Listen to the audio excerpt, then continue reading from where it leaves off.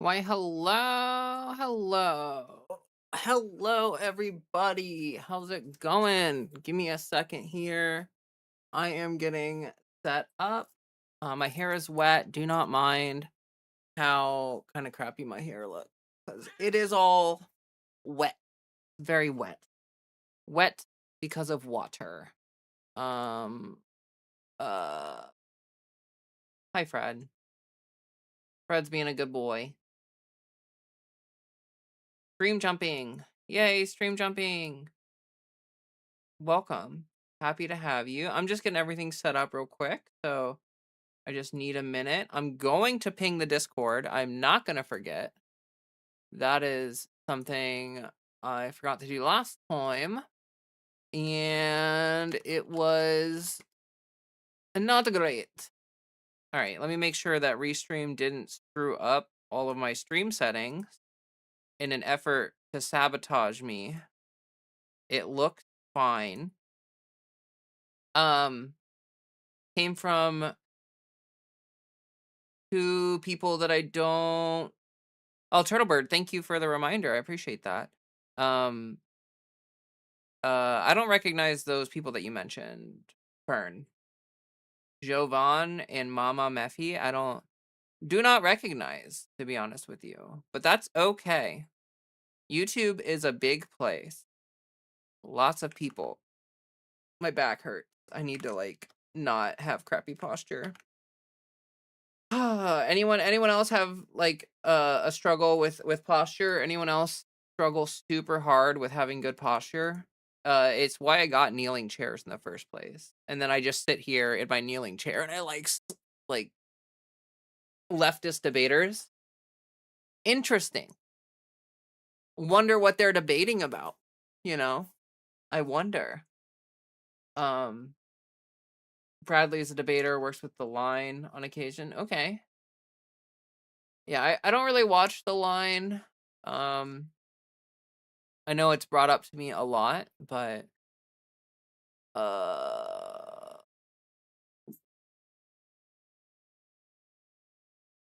sorry, I'm just looking at stuff.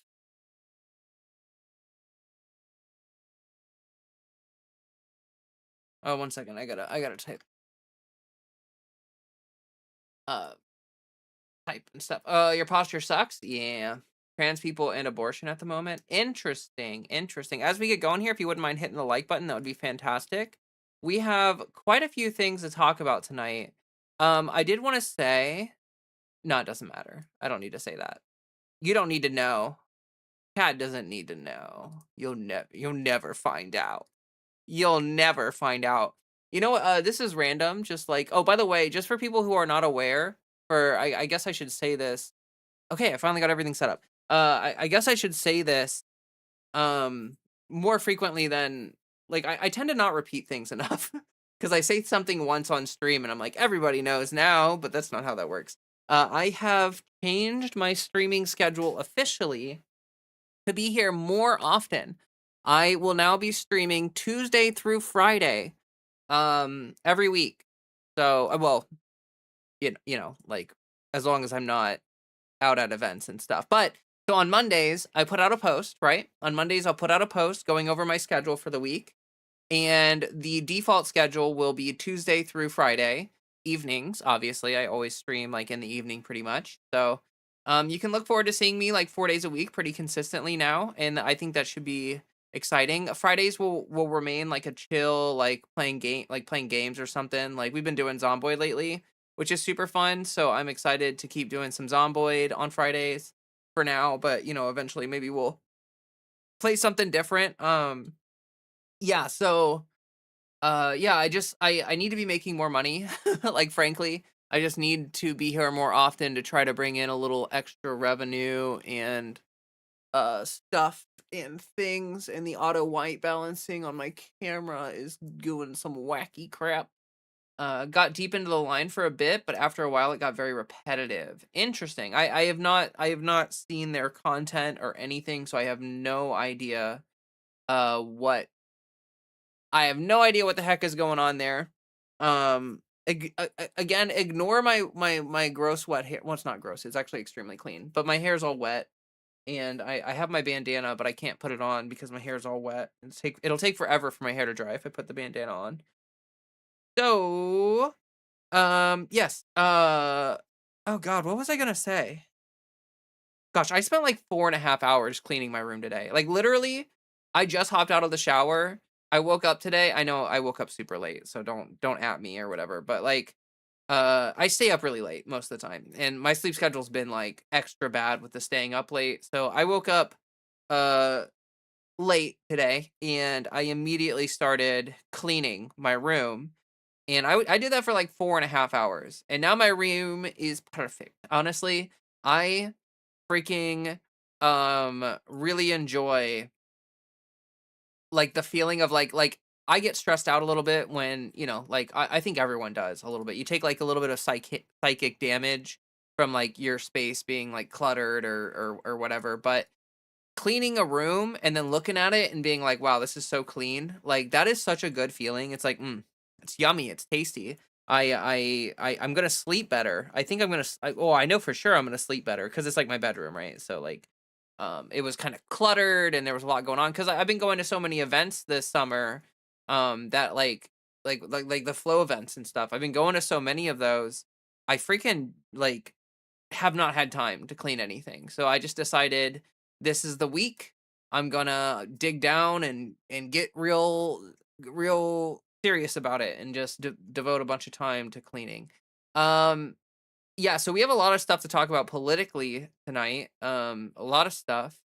And oh my god, I just opened up YouTube and Jon Stewart did a podcast episode with John Fetterman, and I genuinely that makes me want to scream a little bit. Like I they're like, no, please, Jon Stewart, please. I swear to God, if I watch, like, I'm gonna watch like the first little bit of it after stream, and if Jon Stewart glazes John Fetterman at all or anything like that, I'm going to unsubscribe from him. Like, I don't really watch like Jon Stewart that much nowadays. But holy shit, what a bad person to interview. Like, unless you're interviewing them to be like, hey, you suck. Did you know that you suck? Answer that question for me. Then like that's the only interview that's like valid with the Fetterman or whatever. Hold on, let me just check. Make sure the stream is good. Yes, please hit the like button on the YouTube stream. Please, please, please. That would help us out a bunch. We are almost at 200 followers on Twitch, which is super awesome as well. I'm excited about that. Twitch has actually been like pretty good for growth for me. Like I know I'm not like the most explosive growth person ever or whatever, but I feel like we've been like kind of consistently climbing up on Twitch a little bit, and that makes me really happy. I really appreciate everybody for the support there. Like that's pretty sick nasty. Pretty sick nasty. Let me swap to live chat. I hope Stuart goes all crossfire. Yeah. Yeah. Crazy Wolf, hello. Welcome, welcome, welcome, welcome, welcome. Now I'm gonna look something up. I would like to see if Abdul Al-Sayed did a victory speech. It looks like he did do a victory speech. We are gonna start off the stream by watching the Abdul Al-Sayed victory speech. At least like, as much of it as I decide to watch or whatever. Dadzilla, hello, welcome. Happy to see you. Let me put on my headphones real quick so I can hear things. Although I shouldn't. Oh, it's gonna mess up my hair if I wear the headphones while my hair is wet. Oh no, that's okay. I'm not gonna wear them super long. So, oh, hold on. Holy shit. Okay, so here we are. Here this is, and boom, and boom. All right. Let me get past this stupid intro thing there. Okay. And then hopefully I can balance. We have breaking news. Dr. Abdul El-Sayed is giving remarks after winning Michigan's Democratic Senate primary. Let's listen in. And Okay, so this is Mr. Al Sayed's victory speech. So let's take a listen here. I want to say, just first and foremost, how grateful I am for the opportunity to participate in democracy. Now, my family immigrated to this country from a place where there is not democracy. You cannot. Oh, by the way, he won. I don't know if like if I didn't make that very clear. He won. It was a very close race. Which like a lot of people are making a lot out of the fact that it wasn't a blowout between Abdul El Sayed and Haley Stevens, but I think it's really important to contextualize the whole situation because like genuinely like they spent like 60-70 million dollars like of APAC money against Mr. Abdul here. So Midderty. I don't know how to say that, but thank you so much for the follow on Twitch. I really appreciate that. Super big thank you there. Anyway, he won, and he won like the forces that were working against him were pretty impressive. Like honestly, like I think it says a lot actually about like I think the results say a lot about the strength of him as a candidate. A lot of people are saying that like, oh, it wasn't a blowout, so the general's gonna really suck, and oh, he's not as strong of a candidate as we thought. Like they spent like insane amounts of money against him, and the attack ads were really, really wild, and he was not endorsed by anyone in the Democratic Party, and like like Stevens had the endorsements and had the money and had like so much shit going on for her. The fact that she lost to him by any margin says a lot about the strength of him as a candidate. And like good news, Stevens not only considered but endorsed. Haley Stevens endorsed Al Sayed after the winning. Is that what you're saying? Because I think I saw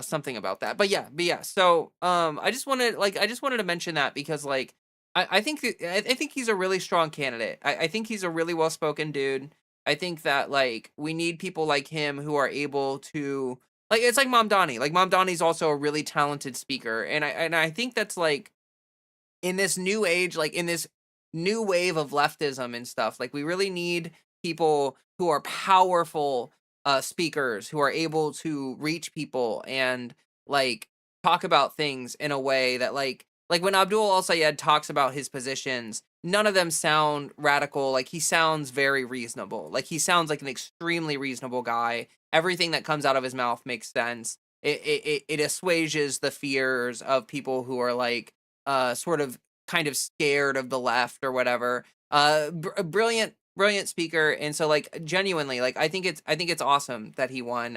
It was kind of a nail biter. All day yesterday I was like afraid to like call it, you know what I mean? Like I was paying attention. Like I was up until like 3-4 in the morning, like 90+% of the vote, and I was still kind of like, oh my gosh, like is he gonna win? But he did. So Cheapest T-Rex, hello, welcome to the stream. Happy to have you here. Anyway, we're gonna watch his. Sorry, I was rambling. Let's watch. Not just put your hand up and run. And the ability to do this, to have our voices heard, to select our leaders, it is a gift that sometimes we take for granted. So to have participated means so much. And to my fellow participants, I just want to say how grateful I am to you. Senator McMorrow, you ran an incredible race. You fought to end corporate corruption in our politics. You took on the power of AIPAC. You were willing to speak truth to a level of power that sometimes is unbeatable. And I just want to say thank you and how grateful I am to have your support here today. I cannot wait to see what you do next. And I hope that for as long as I'm in this work, that we can be in this work together. Thank you. Last night. To my colleague and friend, Congresswoman Haley Stevens, we shared a great conversation this morning. And friend, huh? Wow. And I know that it was a bitter end to this very long primary, but I also know that Haley brings the best of herself to her work. She is one of the most committed public servants that you'll ever meet. She loves democracy like I love democracy. And whatever differences that we might have had in the primary, they pale in comparison to what unifies us. a recognition that so long as we want to keep our democracy, that democracy better be working for people, and that all of us have to come together to make sure that we never let Mike Rogers see the inside of the U.S. Senate. So, Congresswoman, thank you for your race.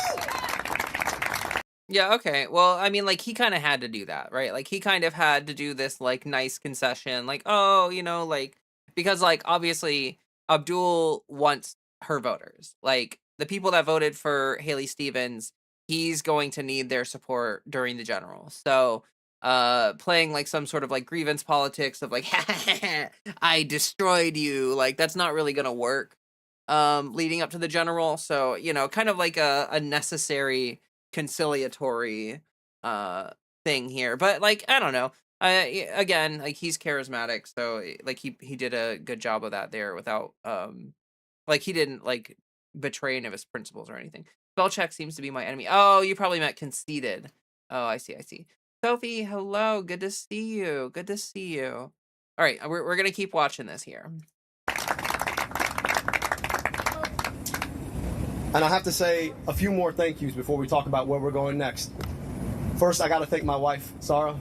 Yeah! I really, when we decided to jump into this race, I knew that it was going to be tough for me, but I also knew that it was going to be particularly tough on our family. And the fact that she held it down alongside her medical practice, alongside making sure that our daughters didn't experience this without thinking life was just normal. That takes just an extraordinary amount of effort and sacrifice. So I just want to say how grateful I am to you, love, and I'm so honored and thankful that we get to continue this. 20 years on has been a hell of a ride. Well, that's very sweet. I wish I knew how to say your username. Is it Susie? Oh my gosh, I think it's Susie. Okay. Still can't believe how many people voted for Stevens with the crazy Israel stuff. Yeah, I mean, like, look, yes, that is true. But also like the amount of money that was spent, like I think a lot of the people that voted for Stevens were voting against Abdul in the sense that like the attack ads and all these other things kind of painted him as this like super insane person, right? So like if someone didn't actually interact with Abdul or hear his a speech that he gave or anything like that, they might have just like some bad feelings about him due to like, oh, I saw an attack ad and whatever. So, you know, like, yeah, it kind of sucks a little bit how many people voted for Stevens, but you have to keep in mind that like, look, a lot of people that voted for Stevens kind of did so because they felt like Haley Stevens might have, like people were thinking that she was going to have a better chance in the general than Abdul is going to have. But I think that's wrong. I think that's very wrong. And I think that part of the reason for that is these establishment Democrat pick don't do well in generals. Like I think they tend to come across as super fake and super easy to attack and super easy to whatever. So yeah, I think that he's better set up for the general, to be honest with you. I know that some people disagree with that. Some people think that he's going to struggle in the general. I think he's actually like, as long as he gives enough speeches and makes enough appearances and rallies and stuff like that, I think that he has the possibility to motivate a lot of people out to vote, which is important for the general, obviously. But yeah, look, like I mentioned this before we started watching the video, you know, like $60-70 million spent against Abdul El-Sayed. He was not endorsed by Schumer and the establishment Democrats, and like a bunch of other stuff was working against him. So like you can kind of see how a lot of the support for Stevens probably came from those factors. Like people probably saw, oh, well, you know, Stevens is endorsed and blah, blah, blah, blah, blah. And, you know, like, they might have made their decisions based on off that kind of stuff. But anyway, here let's keep going. I owe her a 20th anniversary on our 21st anniversary because we definitely didn't get one of those this year. To my daughters, I know that they're not watching, but you know, I wish this meant I get a little bit more time with you. But give me 3 more months. To everybody who put their shoulders into the work, anybody who made a contribution, who knocked on a door, who made a phone call, who put yourself into this democracy, who gave us your stake in democracy, this movement, this moment is for you. And I just can't say how grateful I am to have earned the votes that we got. We took on a machine. You're not supposed to be able to beat $70 million of outside spending, a record amount of money spent in a campaign against a Democrat in a primary in any campaign. You're not supposed to be able to beat that. And what we showed is that the power of our many is greater than the power of their money. What we showed is that if you're willing to build a movement brick by brick, if you're willing to go and travel your state and have the conversations in rooms big and small, starting in moments when people aren't even paying attention to an election, but are paying attention to the price of gas and the price of groceries and the price of housing and the price of healthcare, that you can build a conversation that builds into a movement that defeats Goliath. This is what you all showed. And my hope is that our democracy will never be the same. So when Big Pharma and Big Tech, when DTE and Blue Cross come a knocking saying, you know what, this is our democracy and we're going to own it, from here on out, we can always point and say, no, this is the people's democracy and we will always own it. That's cool.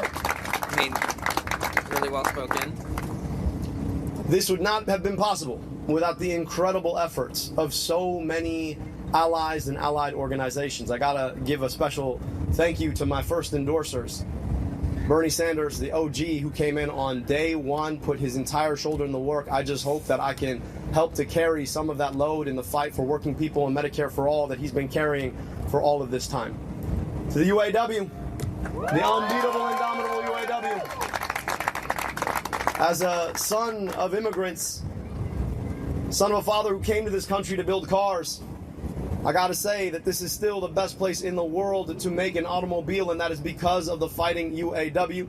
But it's also the best place in the world to build a family because of the fighting UAW. And our work is about making sure that the folks who want to sell our democracy off to corporations and special interests don't get to take that away, and I stand in lockstep with our UAW sisters and brothers. To the AFT, the National Nurses United, the AFGE, the AAUP, thank you so much for your work. To all of the advocacy organizations who made this possible on the ground. Folks like the PCCC and Move On, folks like the Working Families Party, all of the constituency organizations who knocked on doors and made phone calls, thank you so much for putting your shoulder into the work. I also have to thank all of our endorsers, 300 strong, who came in, spent their time with us, came from just down the street or came from across the country to talk about what it looks like to build a movement of the people, by the people, and for the people. I want to say how grateful I am to you. We built this campaign brick by brick.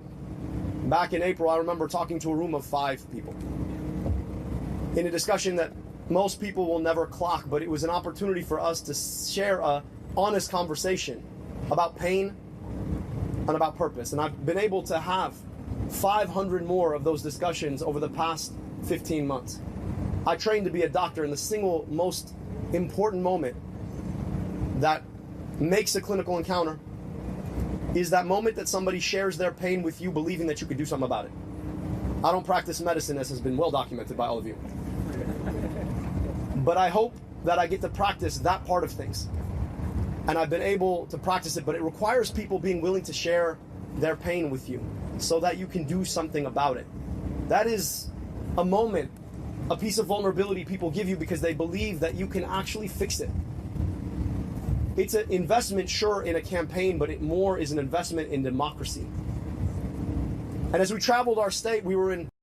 I think that's great. I think that's actually a super good line right there. The whole idea of like people are sharing their concerns and their pain with you because they are putting trust in you that you might actually do something about it. I think that is like, it's a really good way of talking about it, but it's also true, right? Like part of the reason why the Democratic Party is as unpopular as it is right now is due to the fact that like clearly people have put their trust in the Democratic Party to try to make things better, to try to like improve the situation in the country, and the Democrats literally never deliver. Like literally, like they are allergic to doing good things for people. And like people notice that shit. Like I think a lot of Democrats think that they can like give you crumbs and it'll satiate like the desire for like an actual meal. But that's not how that works. Like people notice when you give them crumbs and they're not satiated by that. They notice that you let them down and you disappoint them. And so really like part of the reason why these progressives, like one of the big reasons why a lot of these leftist progressive candidates are doing so well in these elections is because of the narrativization of like, hey, like I'm actually going to fight for you. I'm actually going to do everything in my power to to fix something, to make the things better. Really really good. Really good stuff there. And like genuinely, I like I have hopes that he will deliver on some of his campaign promises for the state. Uh, like I mean, like if he going in to the Senate or whatever is like a whole thing. Like it's like the least effective body in all of all of government or whatever. So like but the way that he votes and the way that he talks and runs, like it is important in ways, but I don't know. Anyway, like like he's not going to be Mamdani, right? Like Mamdani is able to do and affect a lot of things at a local level that Abdul is not going to be able to do.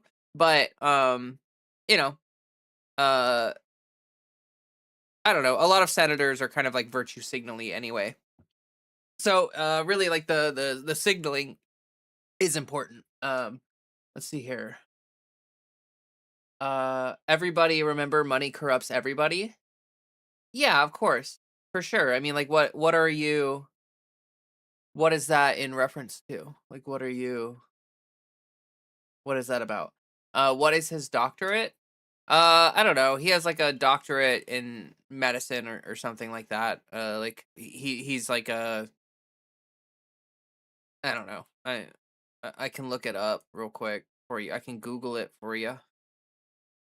Let's see.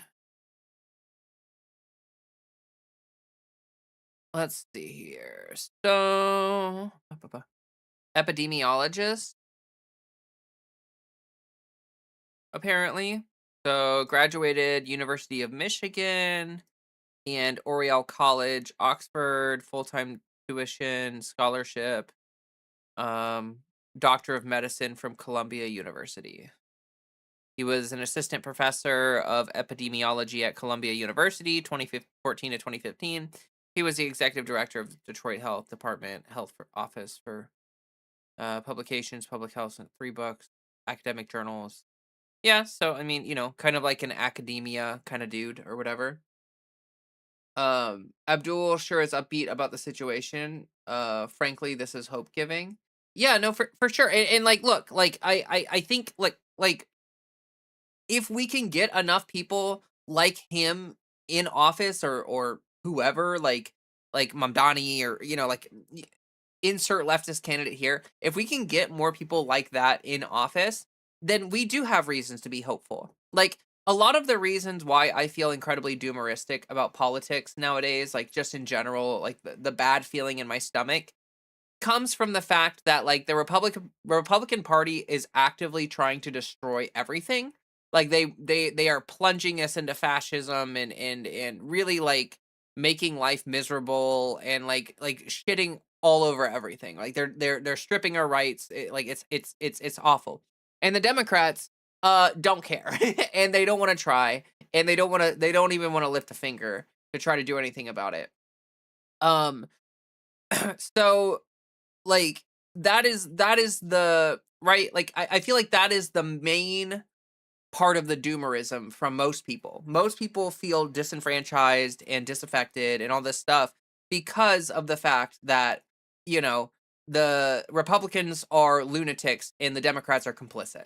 But if we have people like this who are in office, or people like Mamdani or Bernie or whatever, if we have good people in office, then you start to have that hope again, where you start to be like, hey, like maybe something is actually possible here. Like maybe we can actually do something about it. And a lot of it has to do with the fact that, like, he's not corporate bought. So, like, he's not bought by corporate money and Israel money and all of this other stuff. He's like genuinely trying to run to, like, do something. So yeah, I think that's important. I think that's really important. So, like, he won. That's plus one. Good candidate for us. Like, obviously he has to win in the midterms, right? He has to win the general. But, like, him winning the primary alone is already, like, an extremely positive thing, and it makes me happy. Like, it makes me happy. So, like I like, a lot of people online rubber band between, like, "It's so over," and "We're so back." Like, a lot of people online, like, the discourse is like, either it's all over or we're so back, and I kinda resent that, right? Like, I think what we are witnessing over the past couple months and over the past, recent history, we are noticing a trend, and that trend so happens to be that leftist progressive candidates are polling better, they're performing better, the attacks are not working as well as they used to against them. Calling someone a socialist and a communist just is not effectual really against them in a campaign. Like, it doesn't seem to really hurt them at all anymore. And, like, there's a lot of good stuff kind of happening uh in the background as we are experiencing this unrelenting fascism, right? So, like, you have to be able to hold both of those truths at the same time, right? Like, you have to understand, okay, we are living in, like, an unprecedented amount of fascism in our country. Like, we are living under essentially authoritarian rule, and it's quite dystopian, and it's scary, and there are people being hurt and killed, and, like, people are losing their lives and their families and their homes and everything. Like, it's really tragic, right? But, as like, while that is true, we are also witnessing a response to that from the population, where people are fed up. They are fed up. And I think that, like, we are seeing that with these elections. And like, I hate to be like this, but if anything, like, I've never been an accelerationist. I've said this before, but, like, I'm not an accelerationist. But after Trump won, I started to feel a little bit like an accelerationist, and the reason why is simply because, like, shit is getting so bad so quickly. It is undeniable that something needs to change, and we, like, for the longest time, people are just willing to accept the status quo because, like, yeah, things are bad, but, like, as long as a Democrat isn't gonna, like, make things, like, unbelievably worse, a lot of people would prefer to have the Democrat over the Republican who's gonna make things slightly worse. And it's just like, the stakes are whatever. It's like, okay, the stakes are exist, but they're not as in your face. Now, the stakes are in your face. Like, we are being confronted every day as Americans with the hardships of the Trump administration, and the economic problems, and the foreign problem, like, foreign affair problem, and, like so much stuff is going dog shit poorly. That, like, I don't know. Like, I think people are getting fed up, and people are, like I've said this before. Think about how many people have been radicalized by the Trump administration, by the second Trump administration. Like, so many liberals have become leftists or have been radicalized away from just liberalism and the Democratic Party in general. Like, the establishment Democratic Party, I should be clear. And that's good.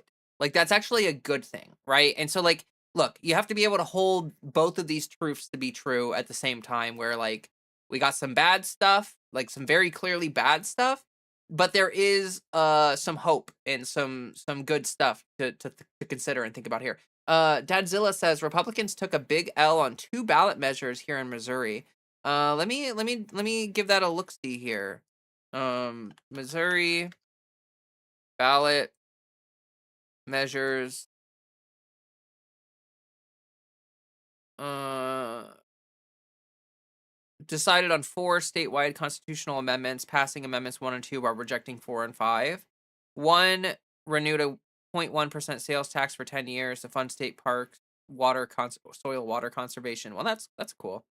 With 82% support. Hell yeah.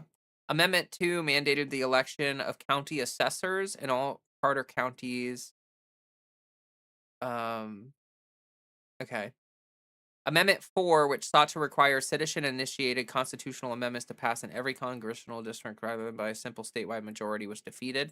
Oh, that's cool. Yeah, that would have been absolutely horrific if that Fourth Amendment had passed. Amendment 5, a proposal to phase out the state individual income tax based on revenue growth and expand sales tax, was also rejected. Yeah, that also sounds kind of bad.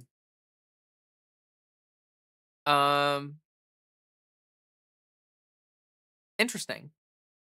Well, that's kind of cool. And in Missouri as well. You know, it's like you don't expect super great things out of Missouri, but that's cool. Vivi, hello, welcome, welcome, welcome, welcome, welcome. We're watching Abdul take a victory lap here, and so it's kind of nice. It's kind of nice. Let's just enjoy the positive moment here. Living rooms in Lansing, VFW halls in Escanaba, basements in Grand Rapids, churches in Detroit. I got to meet so many of you, Michigan, so many. And you shared both what caused pain, but also what brought purpose. And we forged a movement out of that to get money out of politics, put money back in pockets, and pass Medicare for all to guarantee health care in this country.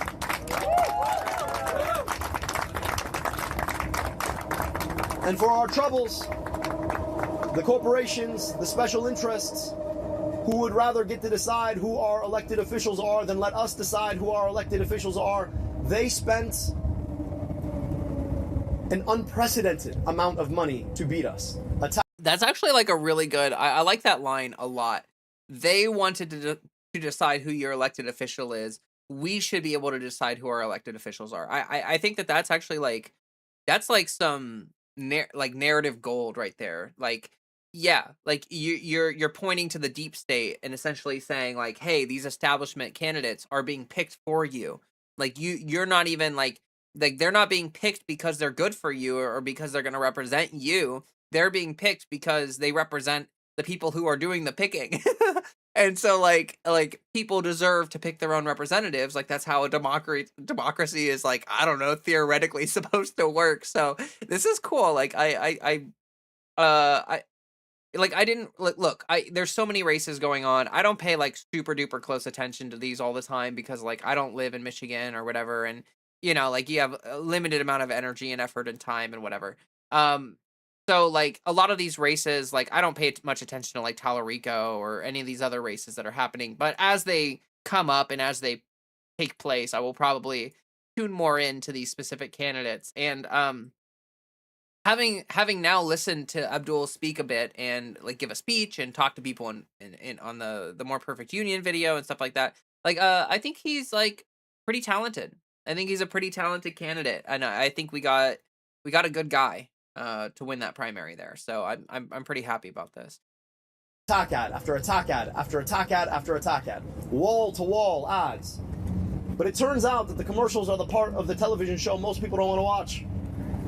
It turns out that you can spend as much money as you want on lies, but it doesn't make them true. It turns out that when you're able to reach out and dignify somebody's pain, people remember that a lot more than a 30-second ad played on a loop on television.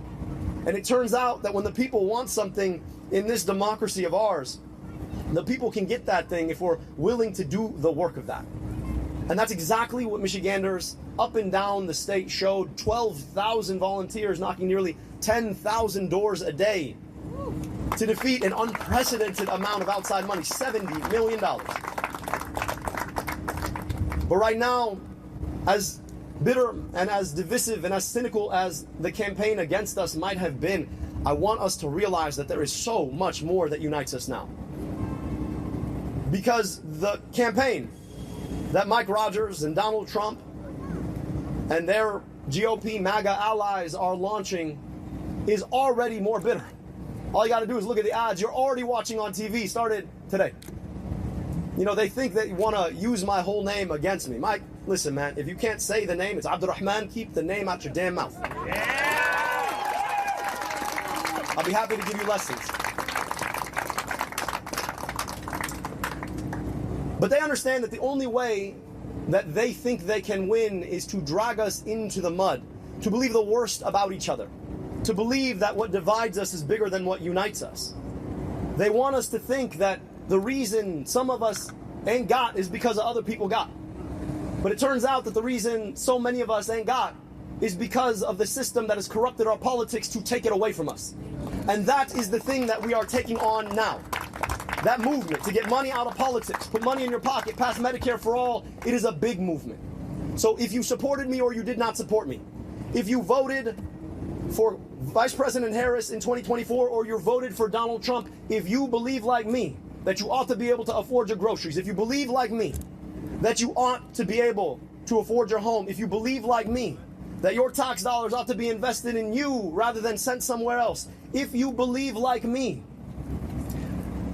that a government of the people, by the people, and for the people is our birthright in this country, if you believe like me that we have a responsibility to stand up and walk with our union so that everybody has collective bargaining rights in this country, if you believe like me that you ought to have the guarantee of good health care in this country without some corporation trying to tell you what you cannot have and should not fight for, I hope that you'll join this movement now.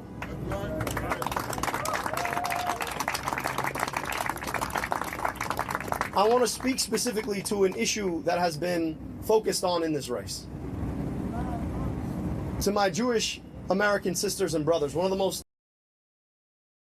Okay, I liked what he said right there. It kind of like he is like, you know, approaching a general election is different than taking on a primary opponent, and so like he has to aim his language at people that you know, are deciding between him and Mike Rogers. Like that is kind of the context of which he has to run until the midterms.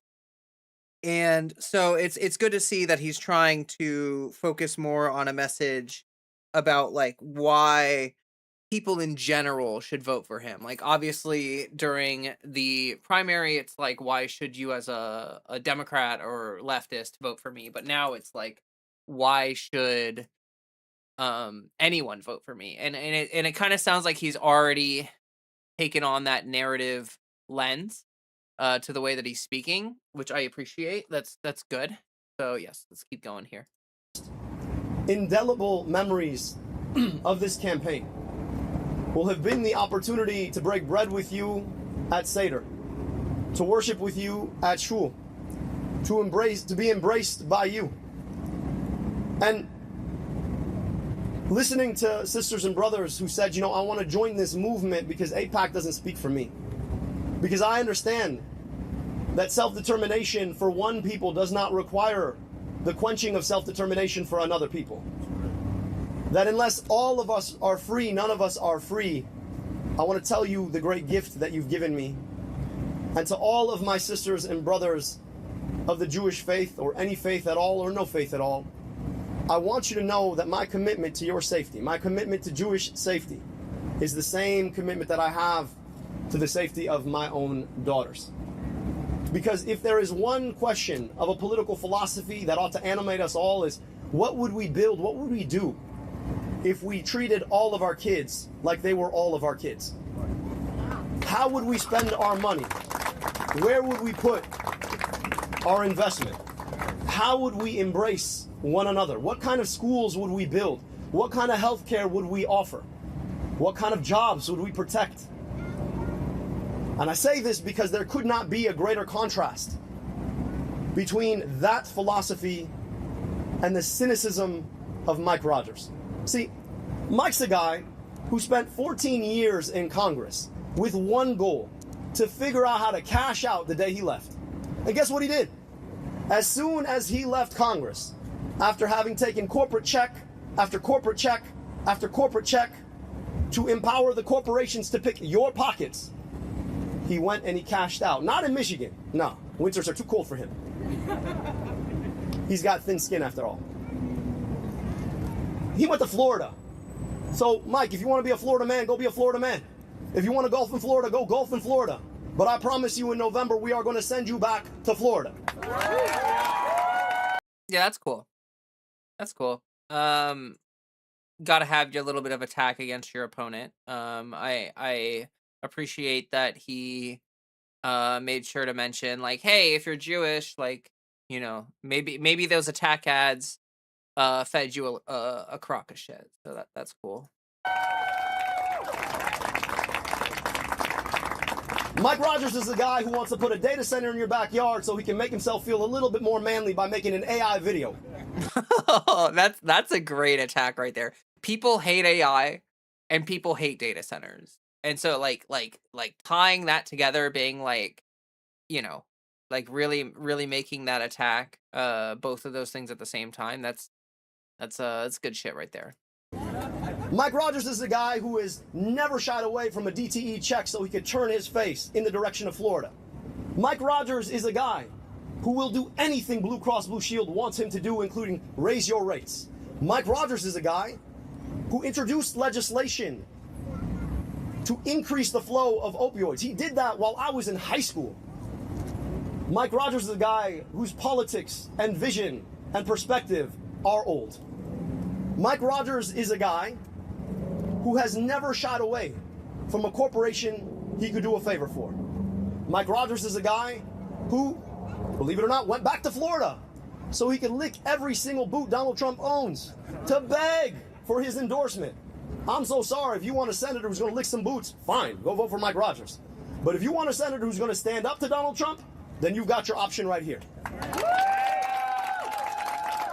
And what's funny about Mike Rogers is that he's like the worst of all versions of the Republican Party, right? He's the worst of the neocon version. I mean, he was in the House during the entirety of the Iraq War. He left because he got tired of it.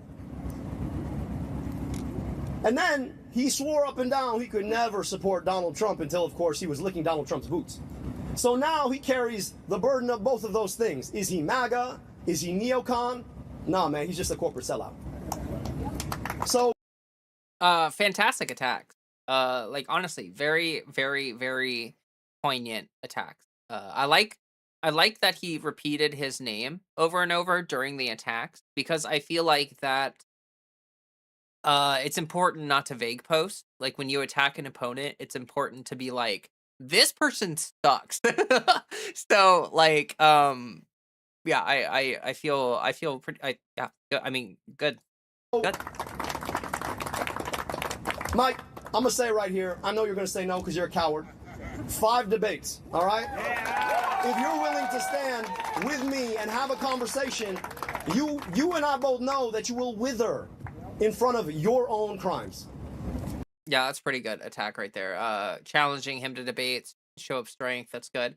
The Queen of Nod, welcome to the stream. Thank goodness he won.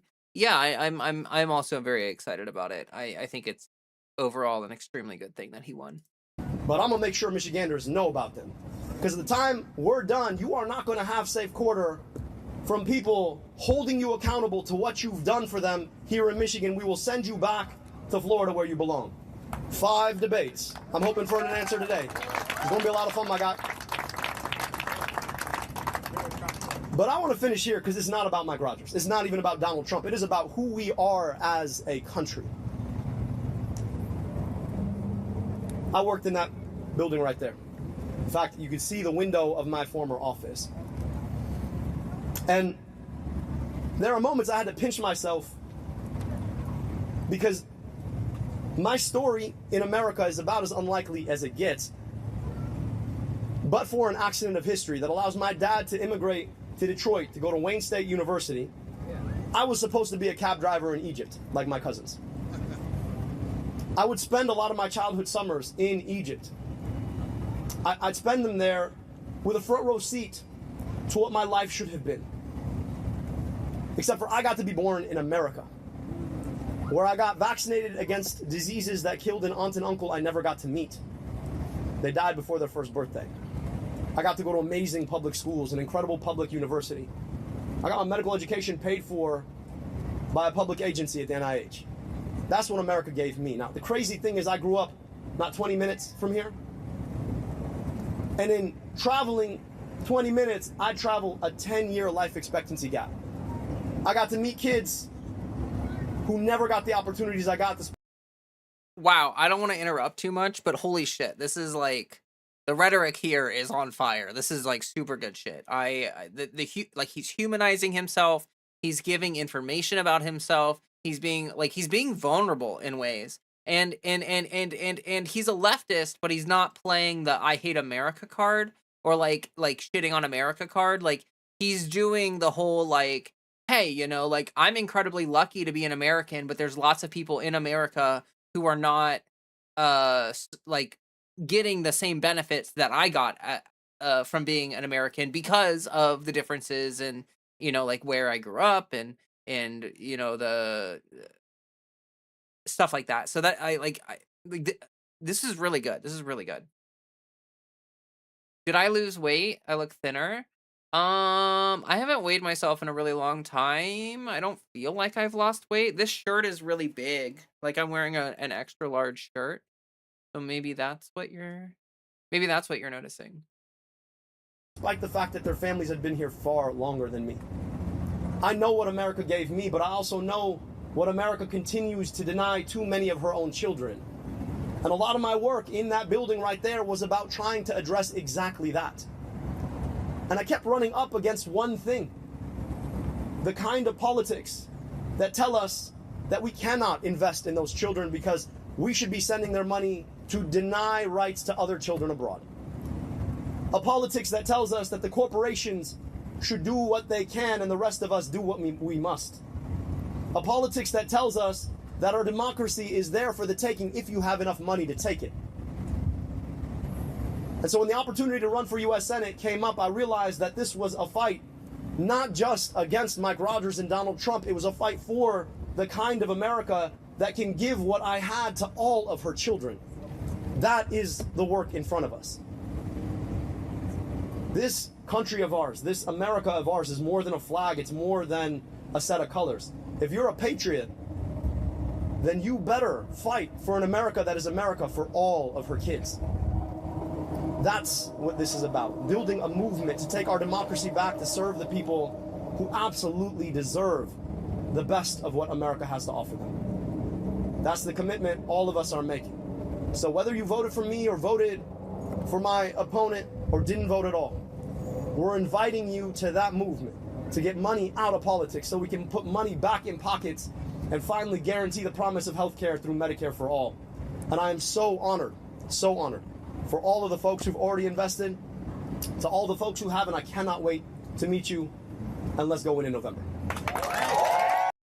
Amazing. I mean, amazing speech. I really think that he ended that on a really strong point there. Hi Leah, busy day with crisis calls. I'm exhausted. I'm really sorry to hear that, but thank you for what you do.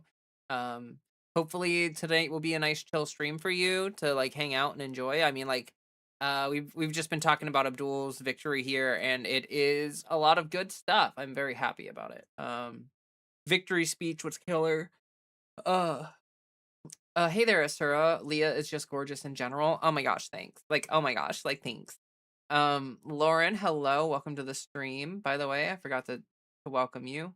I hope he becomes president. I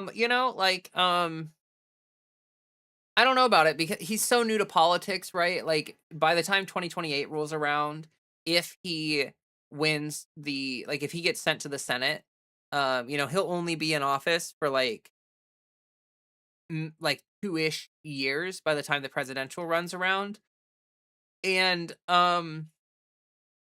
yeah, I just maybe in the future. Like I definitely don't think 2028 is going to line up for him. Like I don't think that like if he wins in the Senate, I think it would behoove him to like build up a little more name recognition and build up like sis, we need people who aren't politicians, experience be damned. No, I get that. I'm not making an argument from experience. I just mean in the sense that like it's important to get name recognition, and it's important like if you're going to run for president, I would take him more than Newsom. Oh no, for sure. Like I would vote for him over Newsom every single day of the week, every all the time. Yeah, no, but like he just like he's so new. Like he needs time for people to get to know him and to understand his politics and all sorts of other stuff. But I mean, like he does seem like a strong potential future candidate. I think, like, I think he does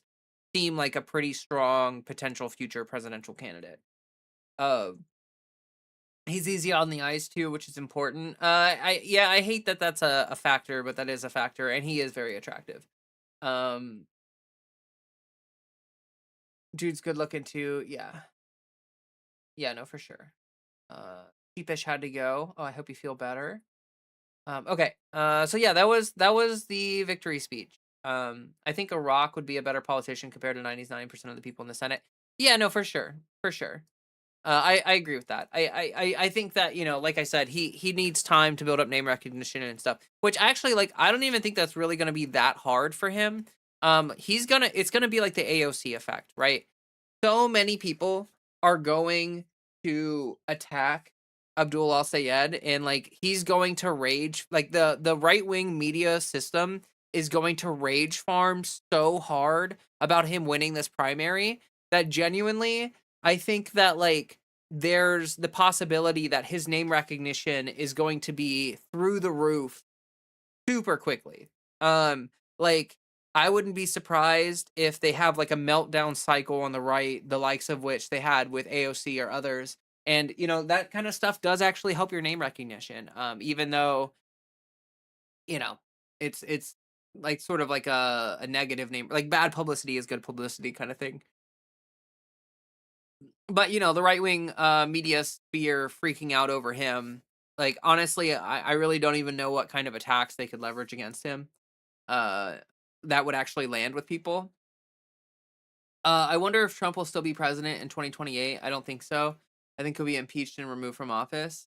I would love to I would love to believe that, honestly. Like, I'm starting to see some, like, Alex Jones just recently called for the impeachment of Donald Trump, and like maybe with the Iran war, like if we go through some horrific economic collapse due to the Iran war and stuff, like I could see the potential of a movement seeking to impeach Trump, like, happening. But the idea, like the thought of him actually getting impeached, I think at this point, honestly, I don't think it's going to happen. I think a lot of like right wing politicians feel like they have to ride the wave. Like, I think a lot of right wing politicians feel like if I stand up against him, my career's over. And then he's going to be out of office in 2 years, but my career will be destroyed. So the calculation I think a lot of right wing politicians are making is they're like, well, if I just stick it out for 2 years and lick the boot for 2 years, then as soon as Trump is out of office, I can pretend that I hated him and that I was against him and that, all of this stuff. But, like, I don't know. I don't see an impeachment process going super far against him. Although I would absolutely love it if that were the case. Um, also, oh hi, yeah, I really like this guy a lot. I think he deserves a chance. This is a great room. Thanks. Oh yeah, no, of course. I do think he gets he deserves a chance as well. Pardon me for saying in Dutch, I don't think Trump will be around in 28. I think he'll be impeached and removed from office. Like, oh no, you're good actually, Sophie. One thing that is cool is that YouTube has like an auto translate thing. So your initial comment in Dutch was translated for me to English, I mean, it seems really really accurate actually. So if you feel more comfortable typing, like typing in Dutch, I don't even think it really affects my ability to understand what you're saying. Like, honestly, like that's a pretty nice feature. I think it's pretty cool. What's really funny sometimes is people will come in and type something, like they'll type something that's not really proper English, and it'll like try to translate it to something else because it thinks that they're like trying to say something else, but they're like just saying like hi weirdly or whatever. It's super funny. Own the GOP. I think it's more likely he'll eat one or too many cheeseburgers and have a health issue. Dude is already falling apart. Yeah, if he is removed from office, I think it would probably be more of a health issue thing. I could see that happening for sure. But then again, like, I don't know. He's in office, and the presidents famously get like insane health care. Like, they get like the most uh like they have doctors just like around them all the time. So like I don't know, like like if he had a cardiac arrest thing happen, likely that would happen in a situation where he would be immediately taken care of. And like so I don't know. We'll see. These people are Nazis. They're going to be charged with crimes against humanity. I really hope so.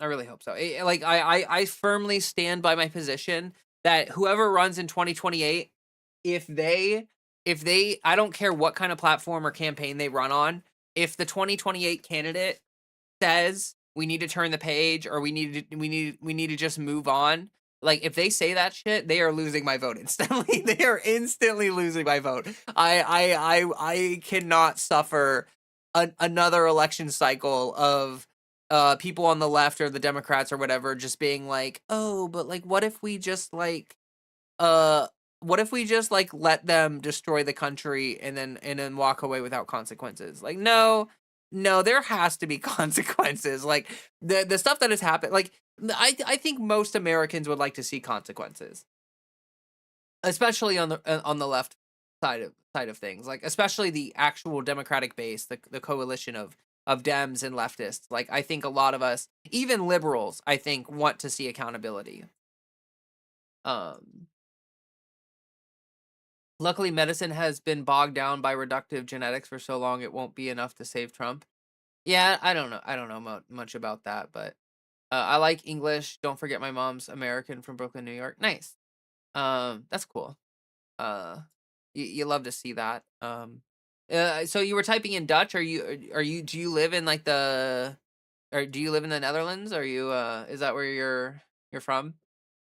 He's gonna pop like a balloon after too many Big Macs. I hope so. I hope that one day Trump is just like eating McDonald's and he just comically like he like inflates up and just like pops like a balloon. Like I think that would be the most fitting way for him to go, is just like all of the evil just like wells up inside of him and just like pop, and he just explodes, and that's just it. That would be sick. I would love that. If we can even vote by then.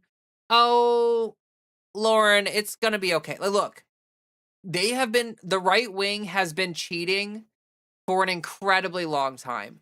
I do not think that they're going to be able to remove the ability to vote.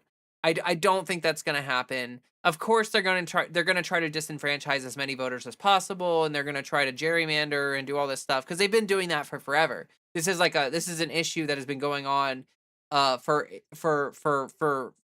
longer than the past decade, honestly. So like I don't think that's like I don't think we should be like I think that worrying about that is a little bit too doomer, in my opinion. It's just we're going to be able to vote. They're going to try to disenfranchise as many people as possible, but we're going to be able to vote, and all we have to do is turn out enough of our base to make their disenfranchising efforts like not work. Like too big to rig kind of stuff. You know what I mean? Yeah, no more turning pages because that's why people forget the lessons of history. Yeah, I mean, like, look, after Trump did January 6th and stuff, like after that all happened, like after Jan 6, I really think that like shit should be over for them. Like shit should not continue to be as it is. Like genuinely, I turning the page stuff is just absolutely not acceptable. And genuinely, like Trump has had like he hasn't really done this, but like Trump had the opportunity to rehab his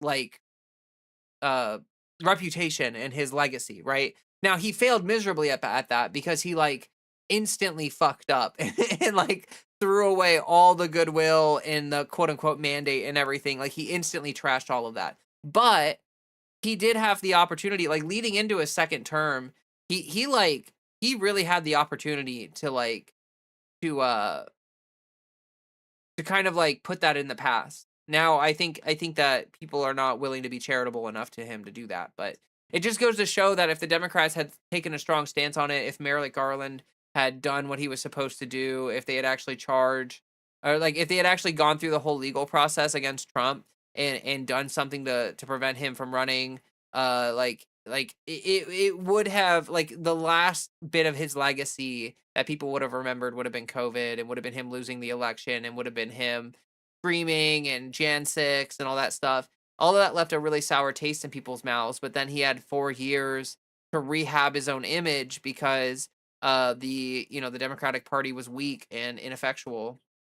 Sorry, I just worry about everything. No, I totally get it. I totally get it. I just, like, I'm one of those people where, like, if you're, you know what I mean? If you're talking about something like that, I'm going to be honest with you, and, like, I don't, like, I'm not trying to feed the doom loop. Like, I'm not trying to feed the doomerism loop because I think that there's more important, like, stuff to be concerned about. And, like, I think we should be realistic about what we're concerned about. I think that's important. It's fine for you. Oh, health, I saw your message about, like, the stream being messed up. Yeah, it might be on your end. I think my Wi-Fi is fine. Um, Rusty, thank you for liking the stream. I really appreciate that.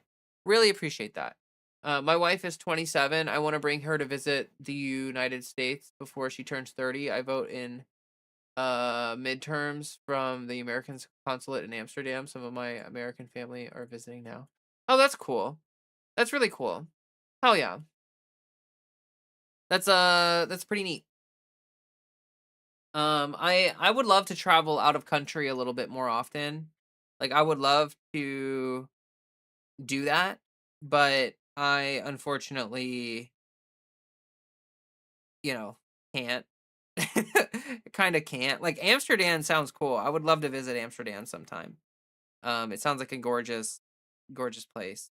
Um, but anyway, maybe someday in the future I'll be able to leave the country again. Just right now is not good timing.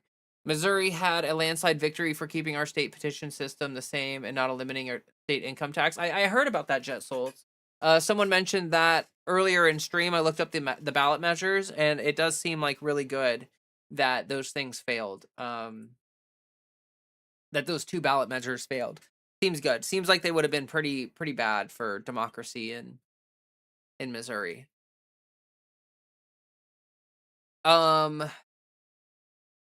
Yeah. So we talked about Abdul. There is one other thing. I would like to see what Fox News is saying about Abdul. Ugh. Had to save for years to visit your Irish hubby. Nice. Let's see. Can I find a video about Abdul? Yeah. I think I found it. Is my headphone still on? Cool, it is.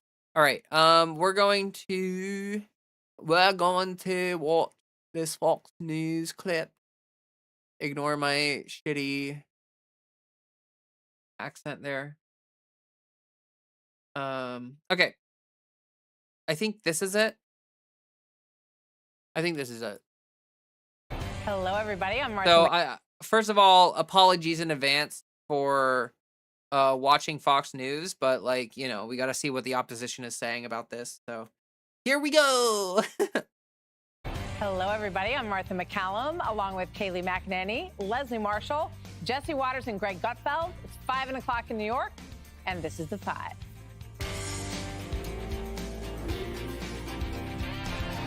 Well. Shot across the bow for the Democratic establishment. Progressive Abdul El-Sayed squeaked out a narrow victory, about 14,000 votes, defeating, stick it to him, moderate Haley Stevens in the Michigan Senate primary that has exposed some deep divisions within. Wait, was it really only 14,000 votes? Was that really? Hold on.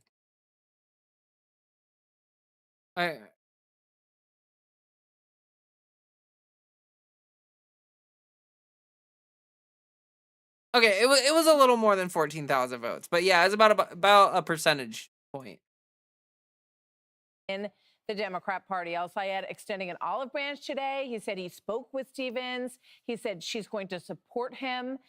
They're going to be unified. And he shouted out the socialist OG Bernie Sanders and said he's the man who made it all possible. Watch.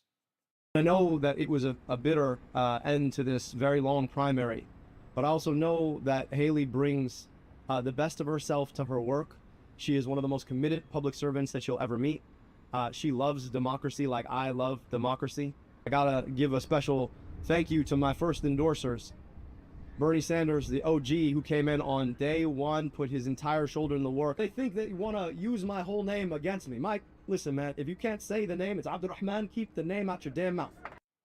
But it wasn't working. It wasn't the working class voters that El Sayed claims to represent who pushed him to victory. Politico reports that the radical candidate performed best among wealthy, highly educated white voters primarily, while moderate Democrats, Stevens picked up the black vote, Detroit, Flint, lower income areas, and less educated areas. So think about what that means for the future.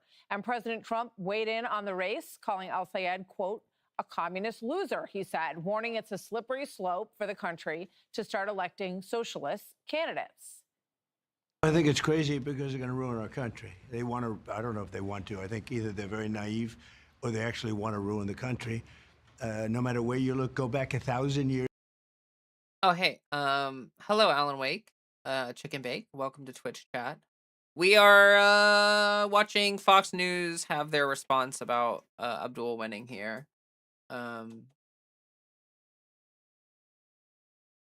With different names, anybody doing what they're doing and what they're espousing, everything turns out to ashes and junk. Watching Fox News and agreeing with Alex Jones, what have I become? Well, like I think it's important to see what they're saying, you know? Yeah, Freddie was hanging out. He was chilling. Why is he sniffing the doorknob? Fred, why are you sniffing the doorknob, buddy? What are you doing? Goober boy? Okay. And filth. All right, Kaylee, let's start with you.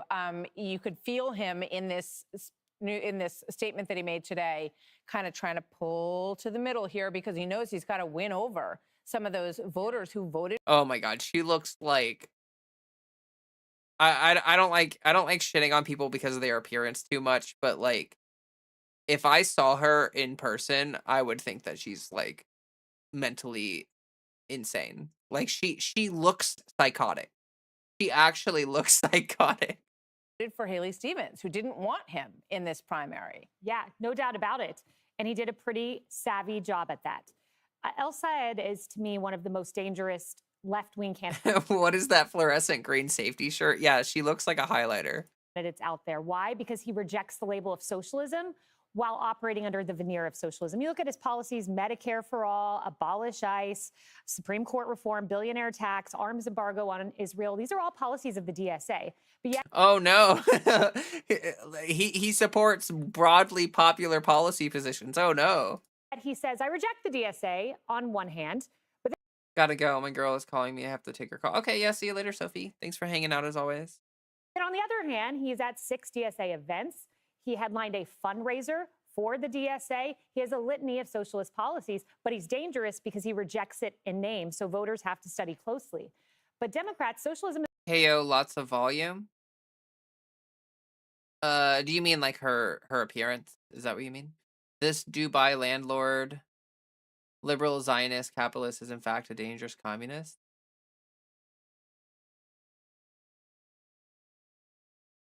What? Wait, what? What are you talking about? Is on the march. You see this with El Sayed. You see it in D.C. They're about to have a socialist mayor. They already have one in Seattle with Katie Wilson. We have one here in New York City with Zoran Mamdani. And you look across the... Sayed? He's not a Zionist.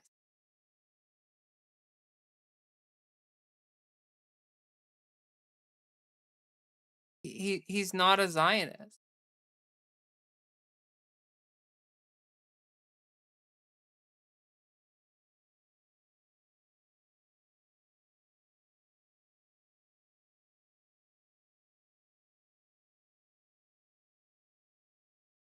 Yeah. He supports Jewish Israeli self-determination. Oh my God. Just doing a quick Google search, like I just Googled it for you. No, Abdul al-Sayed is not a Zionist. He has explicitly stated that every definition of a Jewish state ends up in some articulation of a liberal values. and he argued that it is impossible for to be both a Zionist and a progressive. During a CNN interview, asserted that Democratic support for Israel is driven solely by money rather than human rights principles. He's rejected Israel's right to exist as a Jewish state, calling the concept incompatible with liberal values, and he's described the Israeli government as evil and comparable to Hamas. His campaign focuses on ending all U.S. military aid to Israel, has drawn significant opposition from AIPAC. He supports Jewish Israeli self-determination. No. He supports, he thinks that, obviously Jewish Israeli people deserve to have self-determination, but he also believes that everyone does. So no, he's not a Zionist. Believing that people deserve self-determination is not Zionism. You're just wrong. Dubai landlord? What the fuck are you talking about? He's about as anti-Zionist as you could possibly be in politics right now.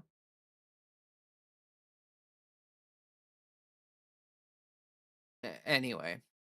The party and these left-wing socialists are winning. Here's the problem they have, and you pointed to it in this introduction. There's a divide, a real divide among Democratic voters. The working class does not support the socialists. The college educated. Oh my God, that's such a false dichotomy. Shut up, dude. Honestly, they're making so much out of the fact that Haley Stevens won Detroit. They're making so much out of that when it's it's so stupid, dude. It's so stupid.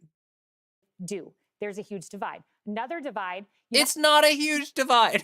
Have white liberals who support the socialists, but black voters, voters of colors in these primaries do not. Politico said it succinctly. It was a break between two unsettled factions of the Democratic Party, black voters and the left. So that's where we stand. Can you unite these two factions? Possibly. Zoran Mamdani did it, but I'm not sure that's going to work statewide in Michigan. Final takeaway, and to me, the biggest takeaway of the night.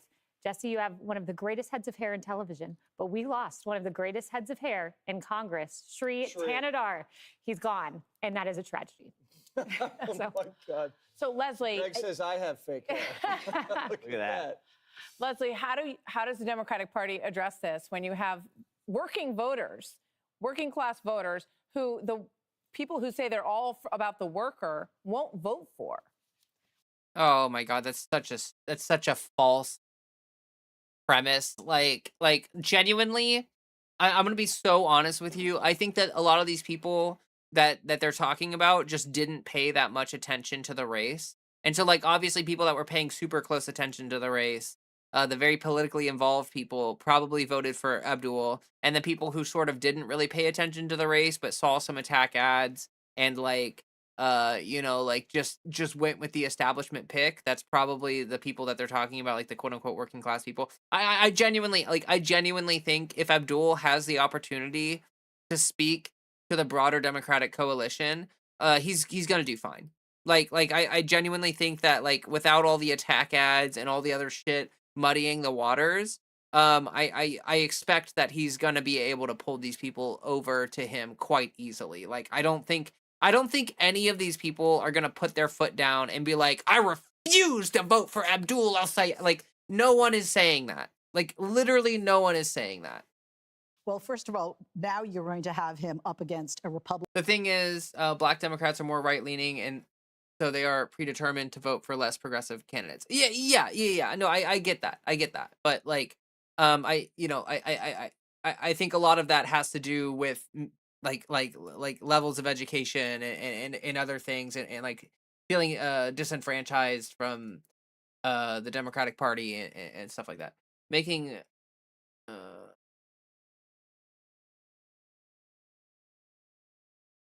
Republican, a pro-Trump Republican, a Republican who is not originally from Michigan like El-Sayed is.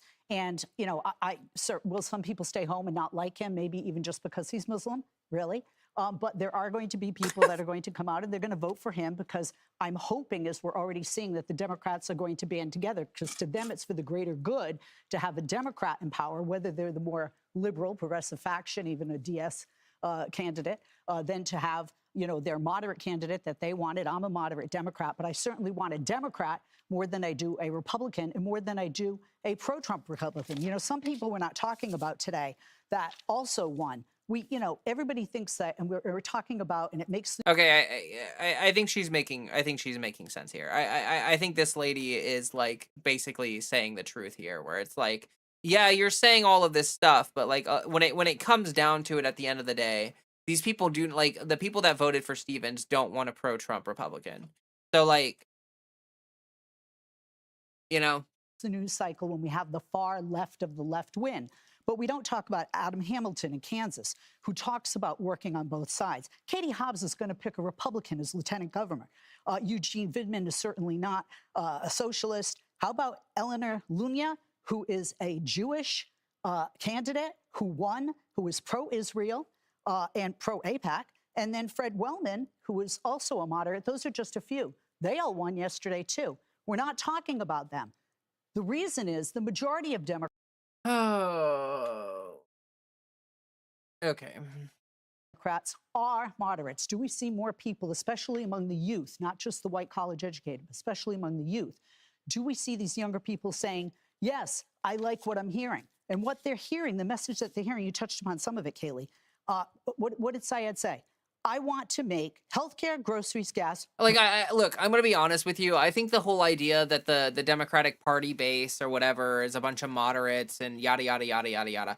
I think a lot of that is just absolutely dog shit. Like just like literally stuff that like I don't know. Like I think that you can't count on any of that in this post second Trump era. Like I said earlier, the amount of people that have been radicalized by the second Trump term has not been accounted for in any elections outside of these like primaries that we're seeing, where people are like, you know, leftist candidates are going up against moderates and stuff like that. Like we are like and what we're seeing is a turning of the tides, right? Like we are seeing a turning of the tides here. So like I think that a lot of her analysis is based on information that is now essentially outdated. Like I don't think that she's got her finger on the pulse, to say the least. Like honestly, the only moderate, like I think the only Dems who have remained moderate are probably the people who are just like basically not paying attention at all, or the people who have a lot of money and prefer these more establishment picks because they protect the interests of the rich. More affordable. I think most Americans want that. I don't want data centers in the town. Most Americans don't want that. I want to have less money, if not any money, in politics. I want to tax the rich. I want to end the war in Iran. I want to have money spent here on Americans, not in other countries, including the country his parents are from, Egypt. And he can't be. Okay, so you don't support the moderate Democrat policy position. Like, so you don't, like, literally, like, a good chunk of the stuff she just said there is anti-moderate Dem, and she's self-described as a moderate Dem. So actually, she's just stupid. Like, she's just stupid.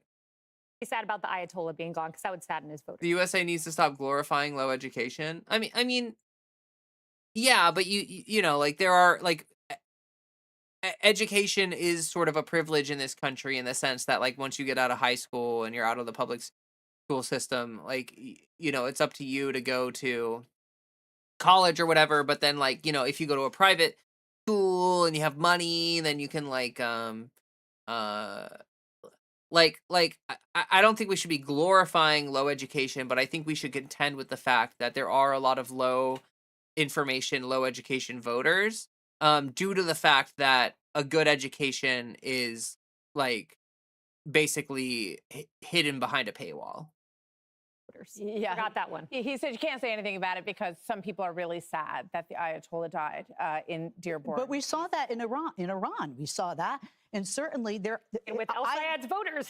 I live in Los Angeles, which is called Tehrangeles. I saw people marching for and against what we're doing. Well, okay, because the Iranians that I know in New York would have danced on his grave because he slaughtered tens of thousands of people in the street. And for some reason, this individual has a hard time saying that it's a good thing that he's no longer on the. the nuance is completely gone from this lady's position. Oh my freaking dude. Part of the reason why it's bad that we killed their leader is because the person who replaced him is much more radical. Like much more radical. Like you can't. Oh my god, dude. Like the amount of like reductive logic and reasoning that she's using to justify the fact that like people like you should be happy that we killed Iran's leader because he was bad, okay? Like that's literally her logic. That's literally the reasoning that she gave is he was bad, okay? Like, dude, you need to contextualize the shit you're talking about because it's just like, oh my god, dude. If Trump or Massey murdered thousands of leftists, she would be celebrating. Yeah. Well, she would just be like, they were bad, okay? That's what she would say about the leftists. So. This earth. Jesse, Mike Rogers gave us a little bit of a window into where he's going to go with this. He said, I spent years hunting terrorists and bringing Osama bin Laden to justice. Never in a million years did I think I would be running.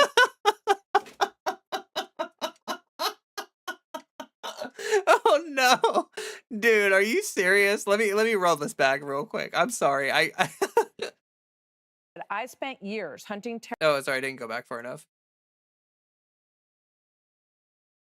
tens of thousands of people in the street. And for some reason, this individual has a hard time saying that it's a good thing that he's no longer on this earth. Jesse, Mike Rogers gave us a little bit of a window into where he's going to go with this. He said, I spent years hunting terrorists and bringing Osama bin Laden to justice. Never in a million years did I think I would be running against someone who believes America deserved 9/11. And that was a quote.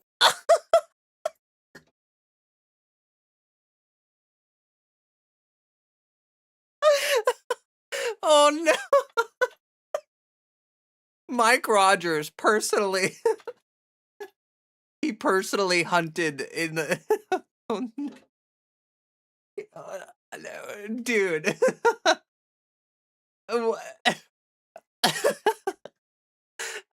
Do I have to give a response to how stupid that was? He literally like Mike Rogers supported the Iraq war like no no hesitation whatsoever, and he's like, yeah, I hunted down them terrorists. Oh no, dude. I don't find this funny. I just find it embarrassing. So many Americans find this Fox BS. Look, if you don't laugh, you cry, right? Like, look, like we can sit here and scream and shit and fume about the stuff that they're saying, but like in my brain, what she's saying is so stupid and ridiculous. It is funny. It is funny.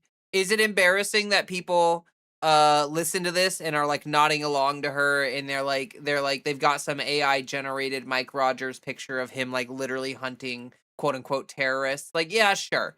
But like that's just the reality, and instead of like destroying my mental health every time I listen to a right-winger talk, like look, we live in the same country as these people. We need to be able to absorb what they're saying to understand what they're saying, and I'm not gonna I don't want to I'm not gonna have a mental health crisis every time I listen to a right-winger talk. I think that's I think that like if that's the reaction that you're having, like you need to just like detach emotionally a little bit from what they're saying, or find a way to cope with the stupidity that we're witnessing. And my coping is laughing because it is actually super fucking funny that Mike Rogers is posturing as if he was like literally out there in Iraq, like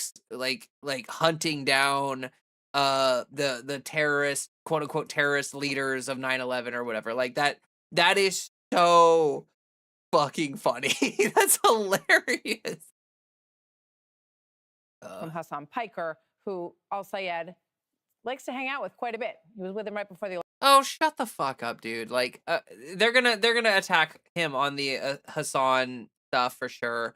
But like, let's be honest here. Like, they need to, I don't know. Abdul probably shouldn't hang out with Hassan as much, like here leading up to the general or whatever, because there is so much like, there's so much reactionary impulse around Hassan and stuff. It's probably not going to be very useful, here in the general. But like honestly, I don't find I don't find that attack to be like. Election. Yeah, but you got to respect Abdul because he beat the machine. Big Gretch, Pelosi, Schumer, he slaughtered them. Jewish super PAC, 30 mil, couldn't do it.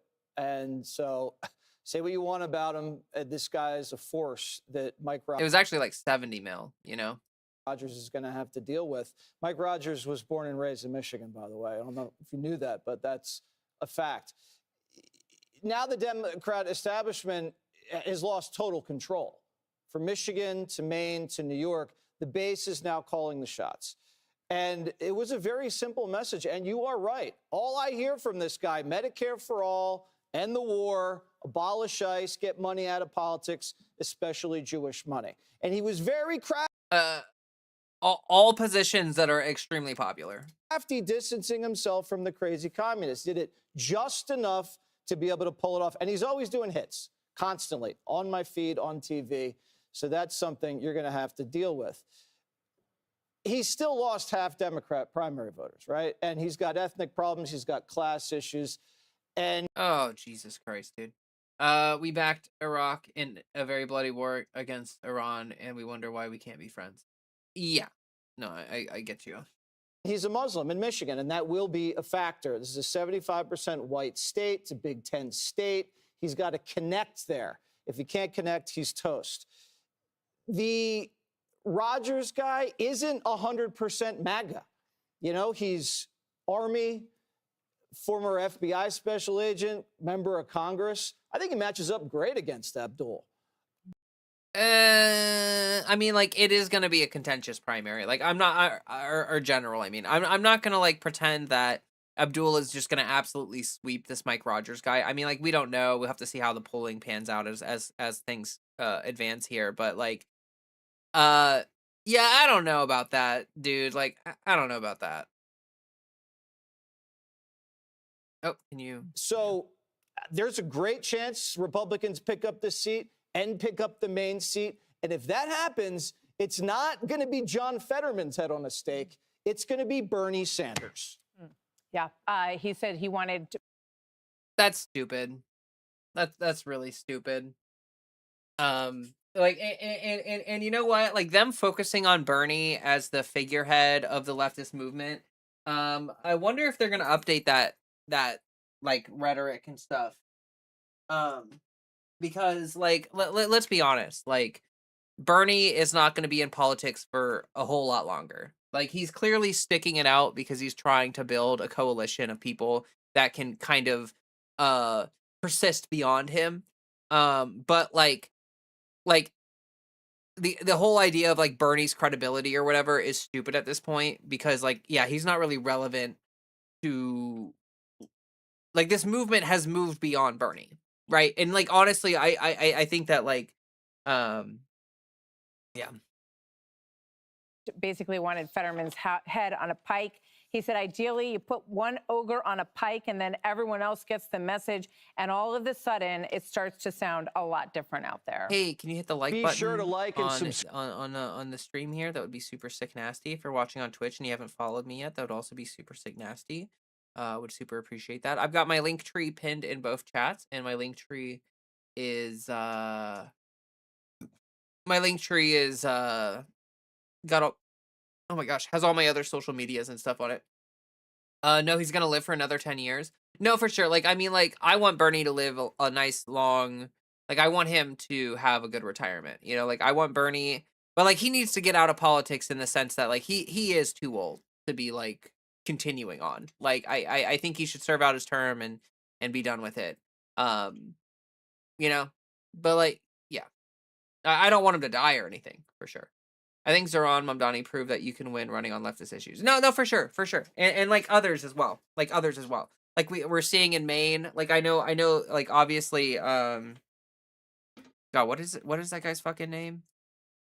Plattner. Obviously, like a shit person and like sucks, but like his policy platform is like super popular.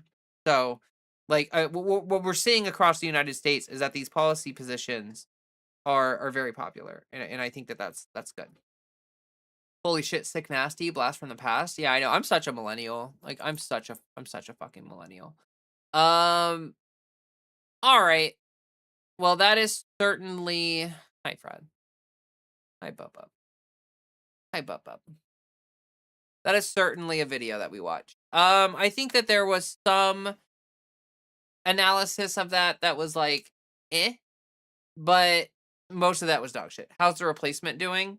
I think he's actually doing pretty well. From what I can tell, it seems like a lot of people who supported Plattner do want to see his movement continue. So what I'm seeing is like I was kind of worried that all the energy would die and that they would like, people wouldn't congregate around the replacement and stuff, but I'm pretty sure that his replacement let me look. See who's replacing him. Troy Jackson. Right. As far as as far as I've seen, he seems to be polling okay. Let me look. Troy Jackson polling. Slight lead over incumbent. Oh, like yeah, no, actually Troy Jackson is polling better than Plattner was polling. Probably because he doesn't have as much baggage. So it really goes to show that like the policy platform was super super good, but Plattner was being dragged down by that by the shit that he was talking about. So right now it looks like um University of New Hampshire poll showing him 49% to 46%, 3-point margin just outside the margin of error. So statistically a tie, but slight lead, very slight lead. When people remember who Bernie was and wonder who's this in a random hoodie. Wait, what? What was that? Wait, what do you mean, Ashlyn? Um, lit, sick, nasty, YOLO dubstep. Yeah, exactly. Lefties in Maine understood the assignment. No, for sure, for sure. And like, look, like I don't want to say it like this because it makes it sound bad, but it like you have to understand that like people want these policy like people want the leftist policy positions are so fucking popular that it almost doesn't even really matter who you are. Like it does matter. It does matter. Let me be clear. But like you just have to have the good platform and you will build a coalition around it. Bernie and Fetterman on the poll comment. When people remember who Bernie was and wonder who's this. I don't get it, but that's okay. I don't have to get it. Yeah. So yeah. DSA needs to be super mindful of all that Plattner Fetterman dismissiveness going forward. What do you mean, Citron? What do you mean by that? Actually, I don't understand the connection there between the Plattner Fetterman dismissiveness. Oh, do you mean like people dismissing Plattner and Fetterman because they suck? Or well, obviously Fetterman does suck like really bad. But what do you mean? Like when red flags are raised, they need to be heeded? Oh, okay. Yeah, no, for sure. I mean, for sure, right? But we do have to work with the evidence that we have, right? And like, yes, I think that we should like care about the politicians we select for these races and all that shit. Like I do think we should be careful about that, but um at the same time, like we have to be careful not to shoot good politicians, like take them out back and shoot them just because they have like a little bit of some controversy or something like that. Like honestly, like I'll be honest, like we don't want rapists representing. No, 100%. Like I am against Plattner needed to drop out. I was very, very clear about that. But we have to follow the timeline of events. Like there's all these people who are like, oh yeah, I was right about Plattner all along. And it's like, look, like we had a certain amount of evidence that said one thing, and he obviously Plattner lied and all sorts of other stuff. So that's like an important part of it as well. But like reacting to the new information is important. So like, you know, like yes, there were red flags to start with, but in terms of Plattner, the red flags were not like necessarily like damning, super damning until we got to a certain point, and then it's like, yeah, yeah.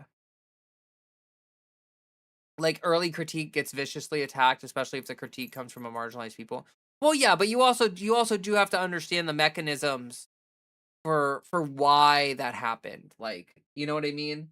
Like, like they're like his policy, like people were less defending Plattner and more defending his policy platform.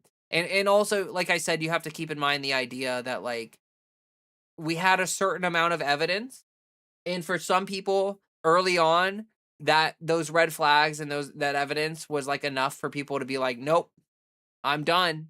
I'm done. But like it's a nuanced conversation. Like the people of Maine were making a decision. You know, like I don't live in Maine. I like people were supporting him in Maine. He had a huge groundswell of support.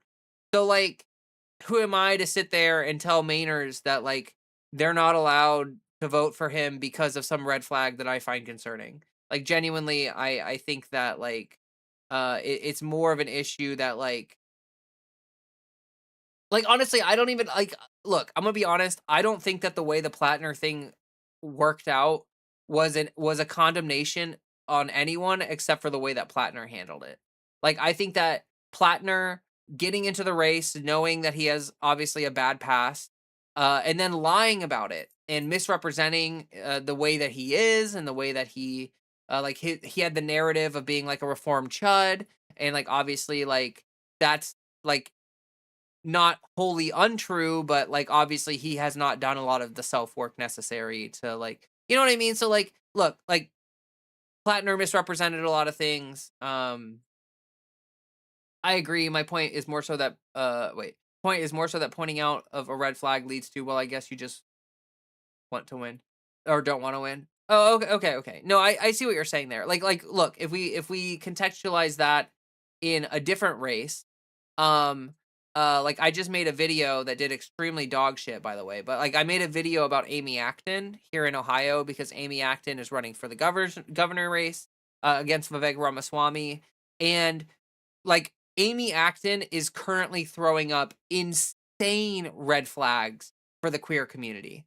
One of the I actually got a little bit of an inside ball talking to some people that have been working to fight back against Amy Acton.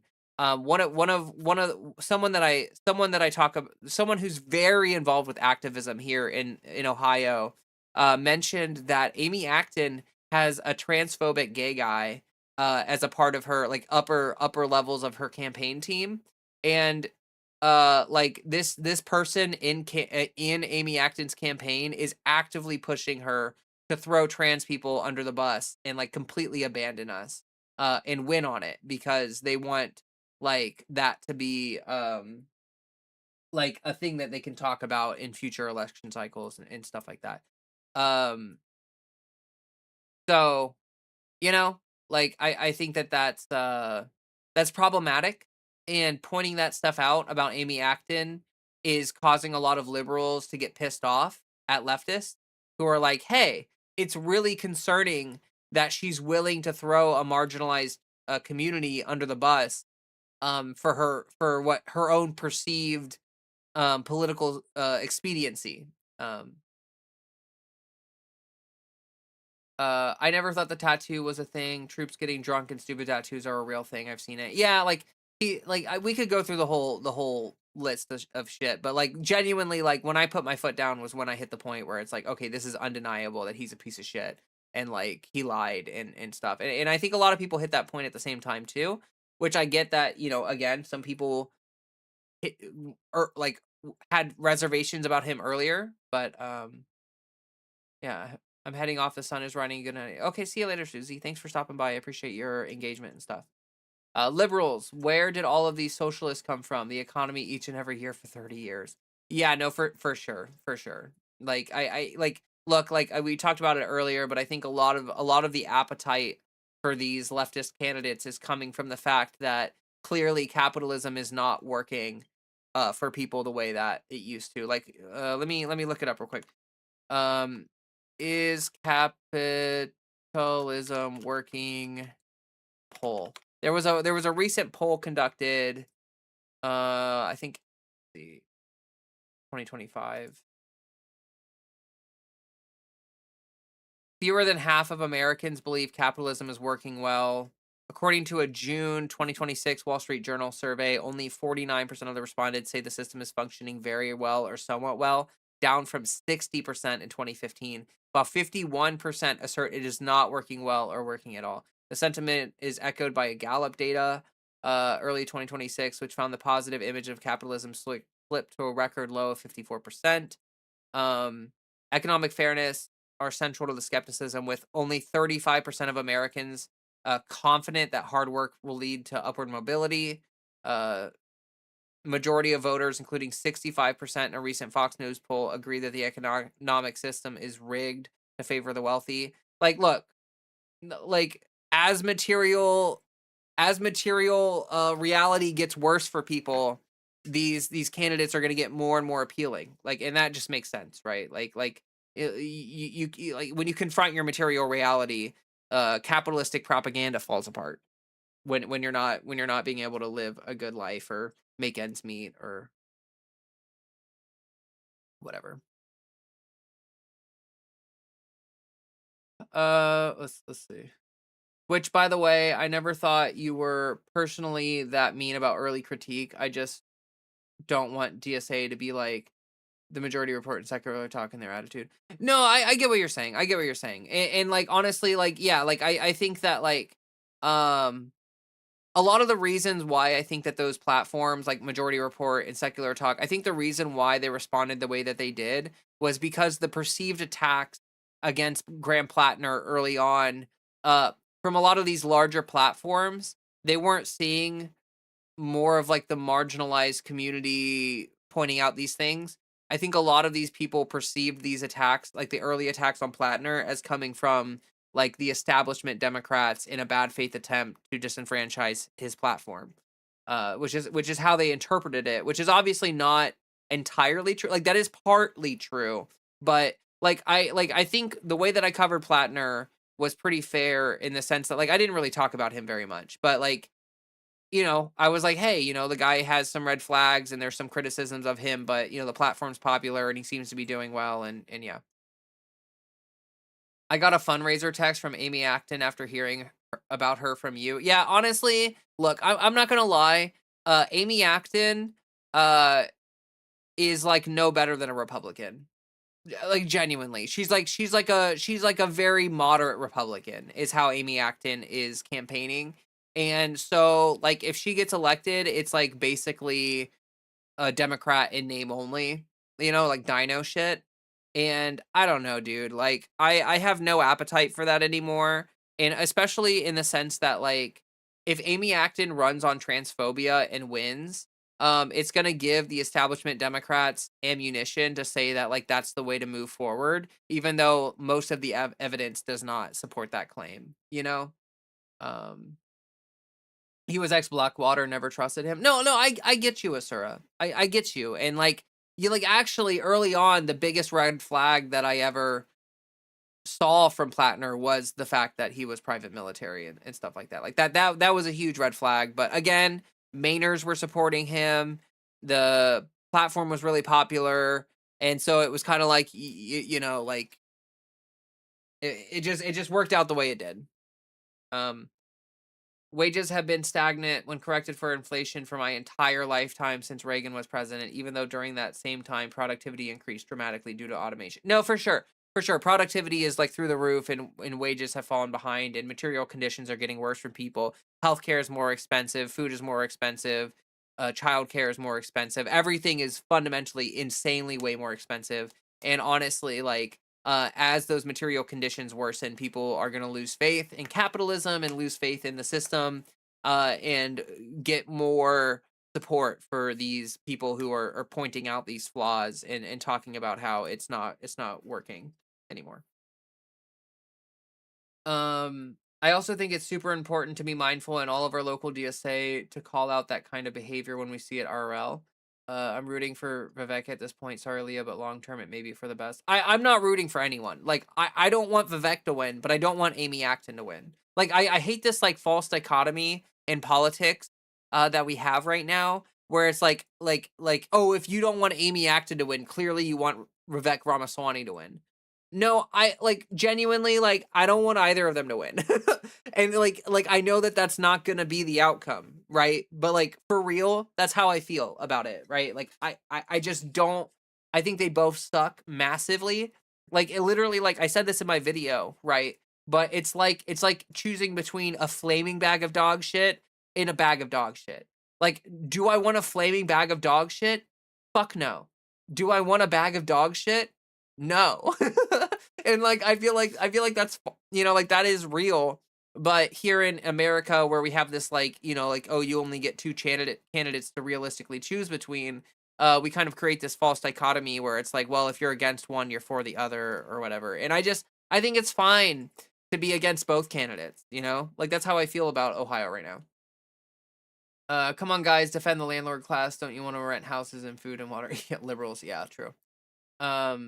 Like then hopefully a real sock dem will run against Vivek in 2030. Like look, I think consequentially, like if we're talking consequentialism here, like I'm not really sure it, like I don't know if it really matters if Vivek wins versus Amy Acton, but I think that like materially it might be, oh god, it might be a little bit better materially in Ohio if Amy Acton wins and then like someone is able to challenge her down the road. But like if Vivek Ramaswamy gets into office, I think he'd be like, maybe he can squeak in, but I think that the way that he would govern would be incredibly unpopular, and for that reason would probably end up creating a groundswell of support against him later on. So like I can see, you know, the argument for both ways there, but yeah, genuinely I'm not excited about the governor race here.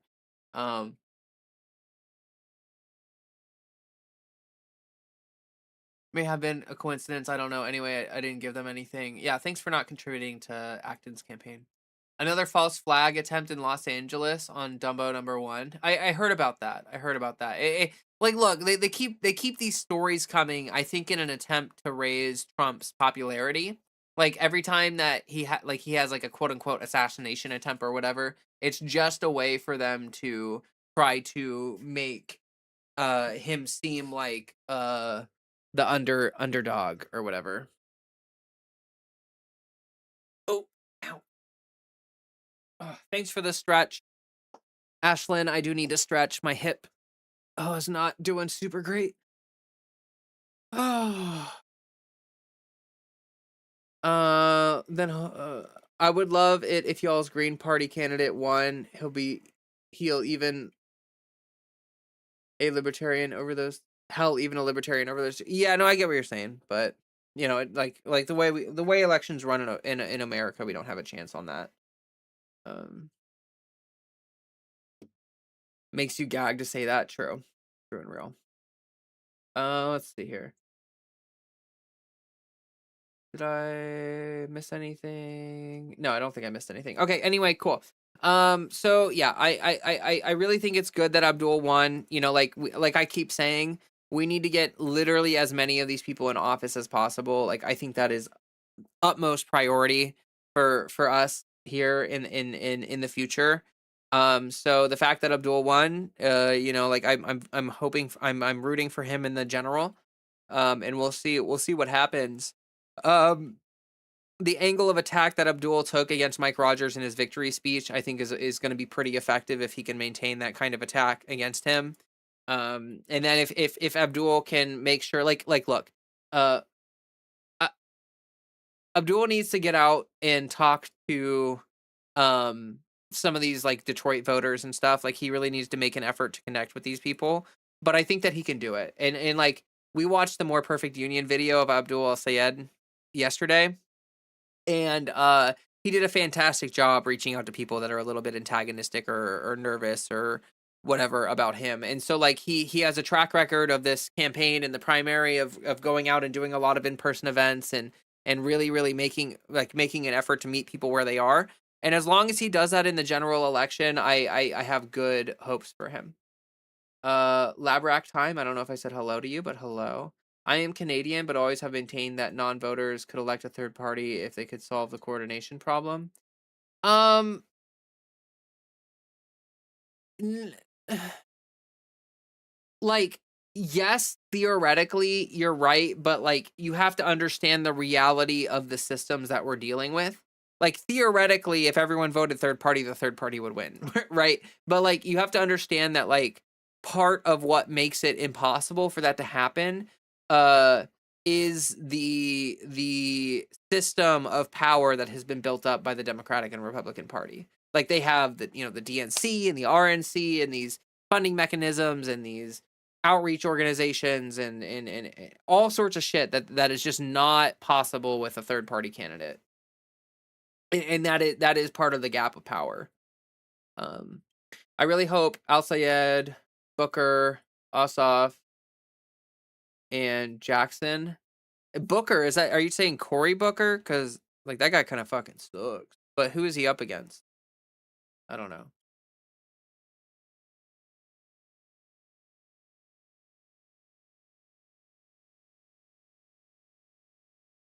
Are you fucking serious? Facing Republican nominee Justin Murphy. Ran unopposed in the Democratic primary. Yeah, we need to like honestly one of the things that I think we need to like really be careful about. Like we need to stop letting these establishment Democrats run unopposed. Like we absolutely need to stop that from happening. Because it's really unfortunate when they just like win a primary because there's no good candidate running. It sucks. Yeah. Chris Ron, but that's for the House. Oh yeah. Third party percentage ever since the beginning of the country has never been over 19%. Yeah. It's hard to even get on the ballot as a third party. Exactly. Yeah. Like a lot of it has to do with infrastructure that's built up for the Republican and Democratic Party that is just not accessible to third party candidates, unfortunately. I'm gonna do a little stretchy poo here. Oh my gosh. If we got rid of money in politics and enacted ranked choice voting, we would have a chance to dismantle the two-party system. Yeah, no, for sure. There's a pathway to achieve that, right? Like there is a pathway there. But we Charles Booker. People are sleeping on Kentucky. Oh, let me look. Let me take a looky poo.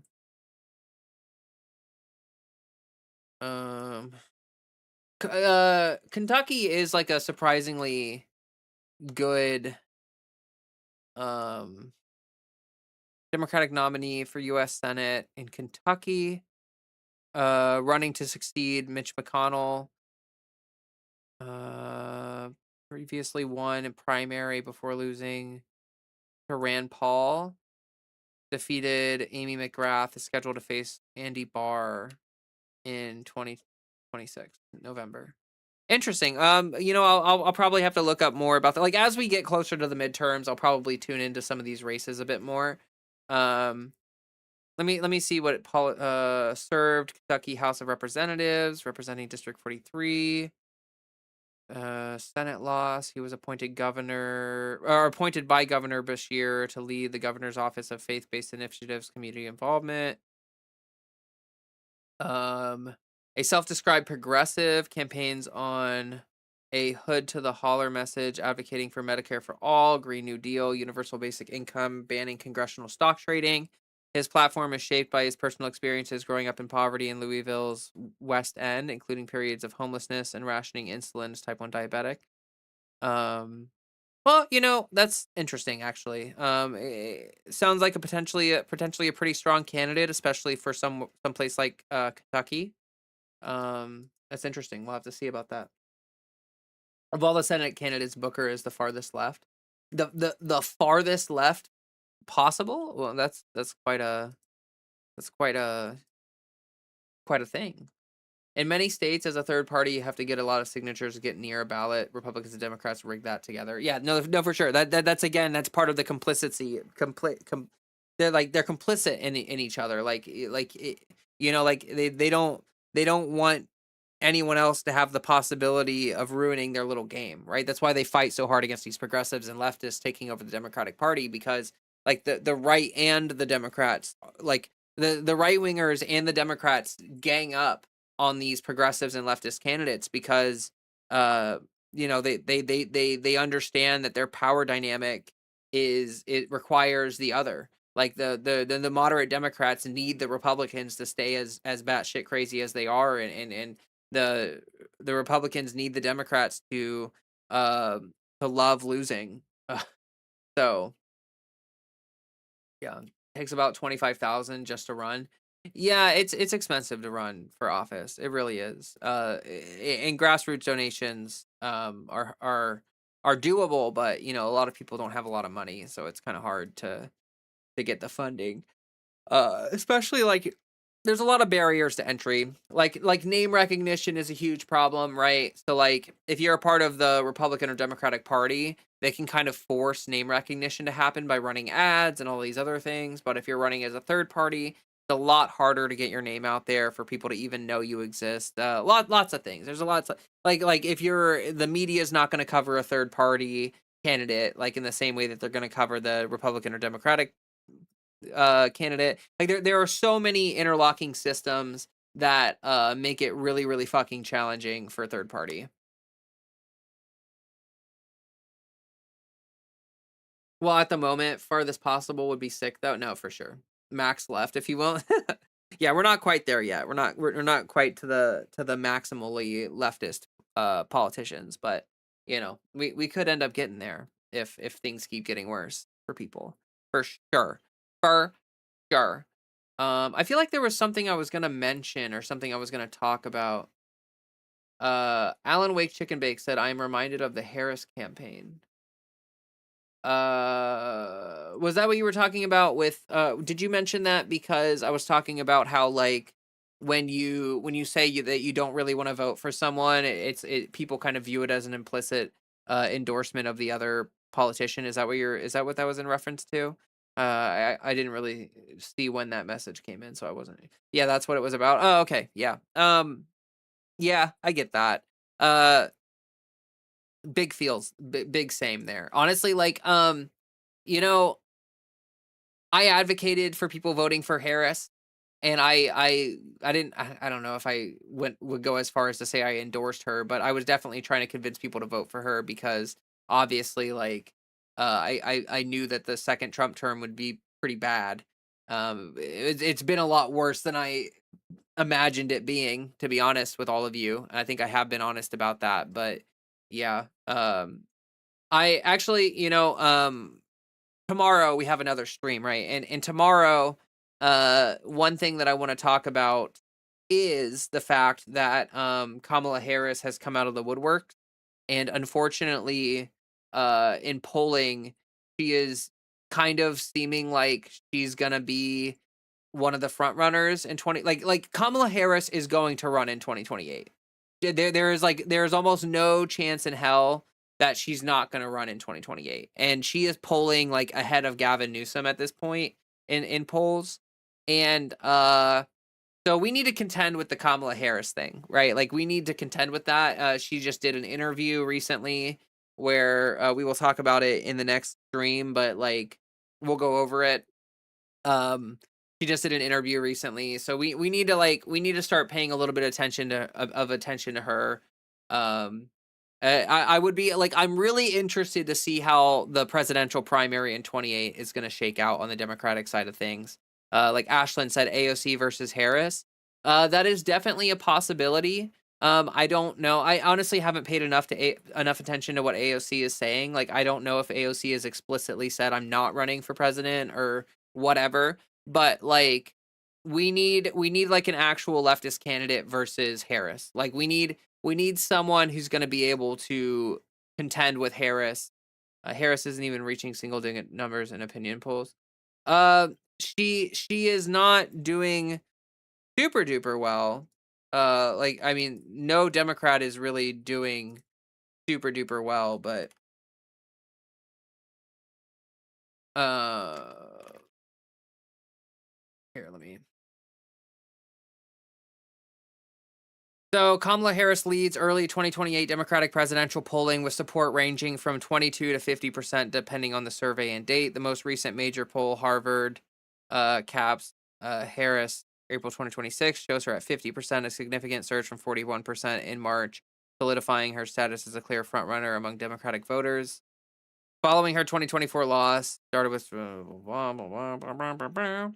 so subsequent surveys restored her lead. A July 2026 Qantas Insights poll placed her at 35.3%, leading Gavin Newsom 17.7% by double digits, while in April 2026, Echelon Insights poll showed a tighter race with Harris at 22% and Newsom at 21%.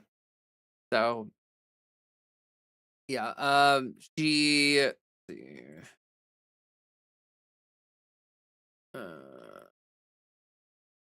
So Gavin Newsom typically polling between 8 and 22%. Buttigieg or AOC 8 to 13%. Despite leading polls, some strategists caution that early numbers reflect name recognition rather than settled voter preferences, noting that no major candidate has officially announced a campaign. Yeah, AOC has not apparently said anything specifically one way or the other. I don't know if AOC would be a good candidate to run. Honestly, like I'm not convinced about that. To be honest with you, I'm still at the point with 28 with 2028. I am still at the point where I am incredibly unsure about how that's going to shape up. Like I really don't know. I really don't know. This is another reason mutual aid and urban gardening is super important, even for electoralism. Can we not find another woman of color? Well, like I think the reasoning behind running Harris in 2028 would be name recognition. Genuinely, I think that is the only reason why they're considering running her, is that she ran once before, and because of that, everyone knows who Kamala Harris is. Sort of. If AOC doesn't sharpen her fangs yesterday, it's going to be a Kamala versus Gavin primary in 28. Nobody else has a chance. Yeah, it kind of looks like that's how it's shaping up to be right now, unfortunately. And if it's Kamala versus Gavin, Jesus, is that going to be a gut-wrenching choice to have to make? Like, I don't want to have to support either of those people, to be totally honest with you. Like, we'll talk more about it tomorrow, in the sense that, like, I really do think that there's a lot of stuff to talk about. Harris just did an interview that we'll watch tomorrow and go over. But yeah, I agree that AOC has been a little bit too, like, made AOC has been a little too nice. Like, I think AOC has been folded into the establishment a little bit too much for my preferences. Now, look, maybe AOC is playing the long game. Maybe she is building up establishment trust and all this other shit so that she can, like, just, like, pull a wild card at the last, like AOC's gonna win and become suddenly the most leftist president of all time or whatever. I don't know, but I don't trust the way that she's been posturing lately. Like, she's not, like, terrible. Like, I don't think AOC is terrible, but I do think that she's not posturing in a way that, like, signals a strong leftist candidate. Unless, like JD said, we may get President Al Sayed. I mean, like, look, if Abdul Al Sayed wants to run for president, I think that he's, like, a good candidate. But I do think that, like, again, like, name recognition and other things are gonna be a huge uphill battle, and it's very clear that the establishment is not gonna wanna throw their weight behind him. So, like, he would have a massive uphill climb to be able to compete with people, that the establishment are gonna back, unfortunately. Um, Duncan Crossberry says, "Make me president. I'll build 2 affordable houses and 1 bridge at least and ensure not to steal more than $20,000." Well, guess what? That's, like, way better than, a lot of the other options we have, so. Um, Harris is the establishment. Gavin wants to be the establishment, but he isn't as DC connected as Kamala. No, I feel like Gavin isn't as DC connected as Kamala, but Gavin is as corporate connected as anybody else, right? Like, so I think, like, yes, the establishment consists of people that are like directly connected in DC, but Gavin Newsom is connected by the balls to these like tech oligarchs and shit, which and these corporate fools, which is like honestly just as bad as, just as bad. Sadly, I think the nation is too bigoted to accept a woman or a person of color for president. Well, we already had a person of color for president. Um, so I don't look. I'm gonna be totally honest. I don't think that's really true.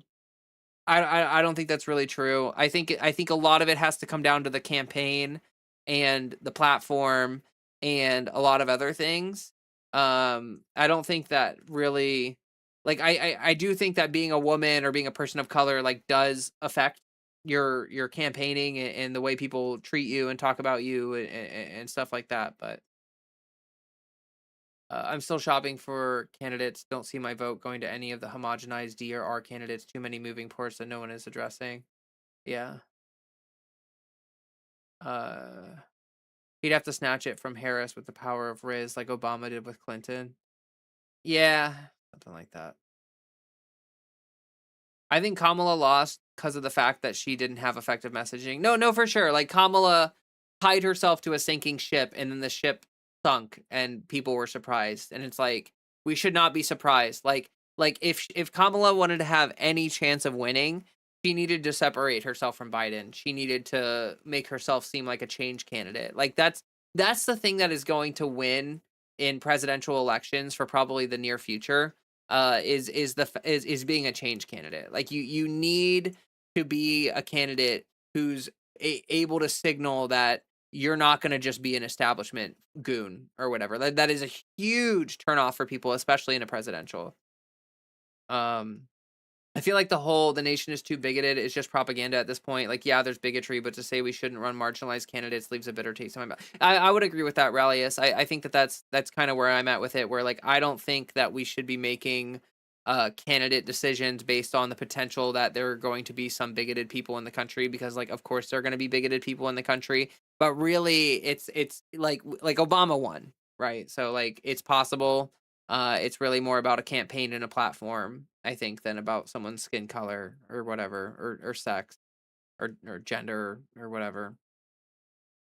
Buttigieg's an interesting potential candidate. He just fits nowhere and everywhere at the same time. I think Buttigieg is such an establishment shill. Like, I do not think he would be a good candidate for us moving forward, just because, like, he's such an establishment goon.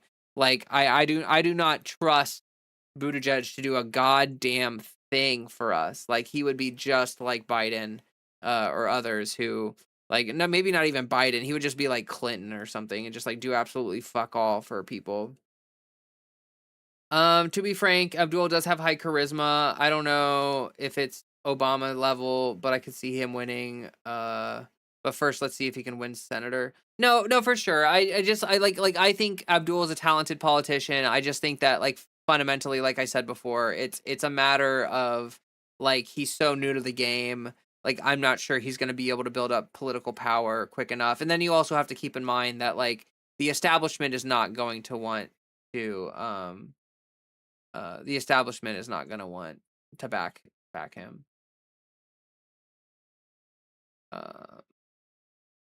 Yeah, the bigots always vote Republicans anyway. Yeah, no, for sure. I think, especially, on the left, we don't need to really consider that as, like, a Like, look, you got Mamdani winning, you got women of color winning, you got, bigoted. If anyone gets a third term, people want Obama. That's true. People romanticize Obama so much.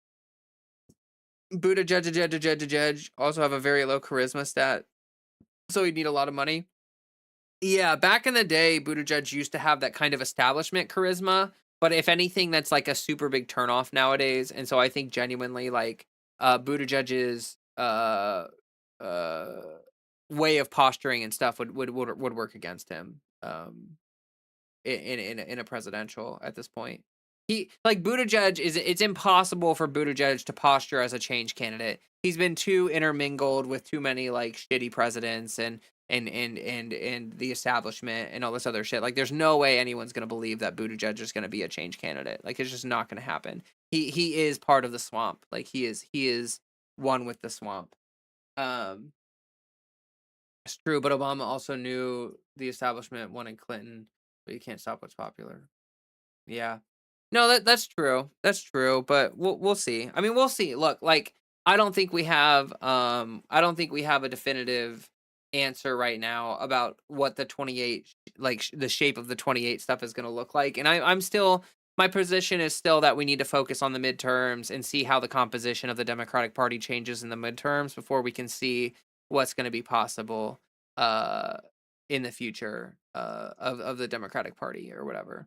Josh Shapiro and Andy Bashir are apparently running too. Yeah, like, look, it's probably going to be a pretty crowded primary in 28, to be honest with all of you. Like, I have a feeling that we're going to see quite a few people running because look, there's a massive power vacuum in the Democratic Party, similar to the kind of power vacuum that was left like before the Trump administration. And do you guys remember how many, like, the Republican primary when Trump was running in 2016, there were like a shit ton of people running. I mean, it was a massive group of people running the Republican primary back in 2016. So we'll have to see, but I think a lot of people are probably going to throw their hat in the ring, which I'm not really sure how that's going to go, but like, obviously, like, if you have a shit ton of establishment Democrats running and then you have a couple standout leftist candidates, I think that might actually work well for the leftist candidates, because if they're able to have the charisma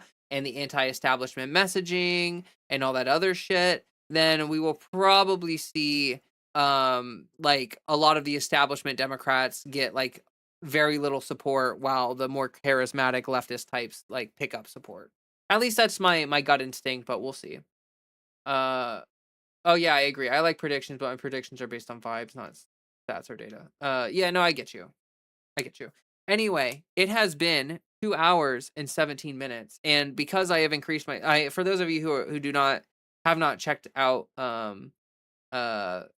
things recently, I changed my streaming schedule to be Tuesday through Friday. So I used to do Monday, Wednesday, Friday. Now I'm doing Tuesday through Friday because I wanted to pick up one streaming day a week, but I like the idea of giving myself a 3-day weekend. So I will be here more frequently. I stream in the evenings. And I plan on trying to take advantage of being here a little more frequently to talk about more of this stuff, like more of the national politics and more of this kind of analysis and shit like that, which I really enjoy. I find it fun and entertaining to talk with you all about this stuff. But I also need to make sure that I don't run on super duper long with these streams, because I want to try to keep them digestible and like sub 3 hours, I think, is what I'm going for my streams. Like, I think going over 3 hours would make me like talk too much. Yeah, Freddy's back there chilling. He's being a good boy. Yes, he is. Yo, he heard me talking about him. He's like, "What do you want, Mom?" Yeah. Yeah, I was talking about you. I was talking about you, you goober boy. Yeah, you're a goober boy. Yes, you are. Yeah, that's you. Oh, Dadzilla, thank you so much. Thank you so much for the $5 on YouTube. That's super sick. Great show. See you later. Thank you very much. I appreciate that. I care about platform and character equally. I don't trust any candidate's words. Yeah, that's fair enough. Also on Twitch, oh, holy shit. Alan Wake Chicken Bake, thank you so much for the 5 gifted subs. That's really nice of you. And Ashlyn, thank you so much for the 10 gifted subs. Like, that's super duper sick nasty. You're all very, very, very, very lovely and wonderful, and it means a lot. Whoa, holy shit. Did you just give out 10 more gifted subs? Did you just give out 20 gifted subs? Holy shit. That's amazing. Thank you. I mean, thank you so much for that. That's amazing. I do actually have some really good news. Thank you for the hype train, by the way. I have some really good news about emotes and stuff. I have 4 emotes made. Like here after stream or whatever, tomorrow or something before stream, well, soon I will try to get these emotes uploaded and connect them to the membership stuff. So people that have subs on Twitch and people that have memberships on YouTube will have access to these emotes. And ideally, I'd like to get more over time, but like I want to go with like quality artists. So the artist that I've been going with has been doing some really fantastic work, but like, you know, we don't need to batch create like 20 emotes or whatever. So yes, I'm excited to start bringing some more benefits to all of you for having these memberships and subs and things that will be cute and nice and interesting. Like I got the channel banner up, which I think is really nice. Like I really like the vibes and aesthetic of it. It's super cool. And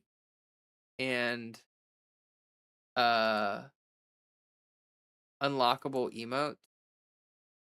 Holy shit, I got a bunch of emotes that I can unlock. I don't know if they auto unlock or yeah, whatever. I don't know how that works. Anyway, so yeah, I will be back tomorrow with another stream. Hopefully I'll have the emotes uploaded by then, which would be super cool. And we're gonna keep onward and upward and stuff like that, which is super exciting. I appreciate all the engagement, all the support and everything lately. It means a lot to me. You're all lovely. I really love the community here, and I'm very thankful for everything. So, you know, yeah, I hate to leave. Oh well, you know what? Actually, before we get going, let me see who's streaming right now. How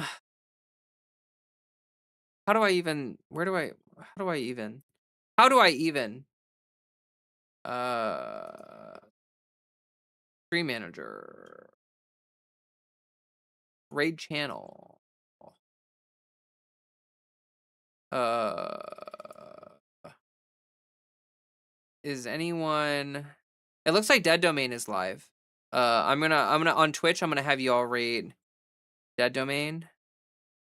Let me put on my earphones here.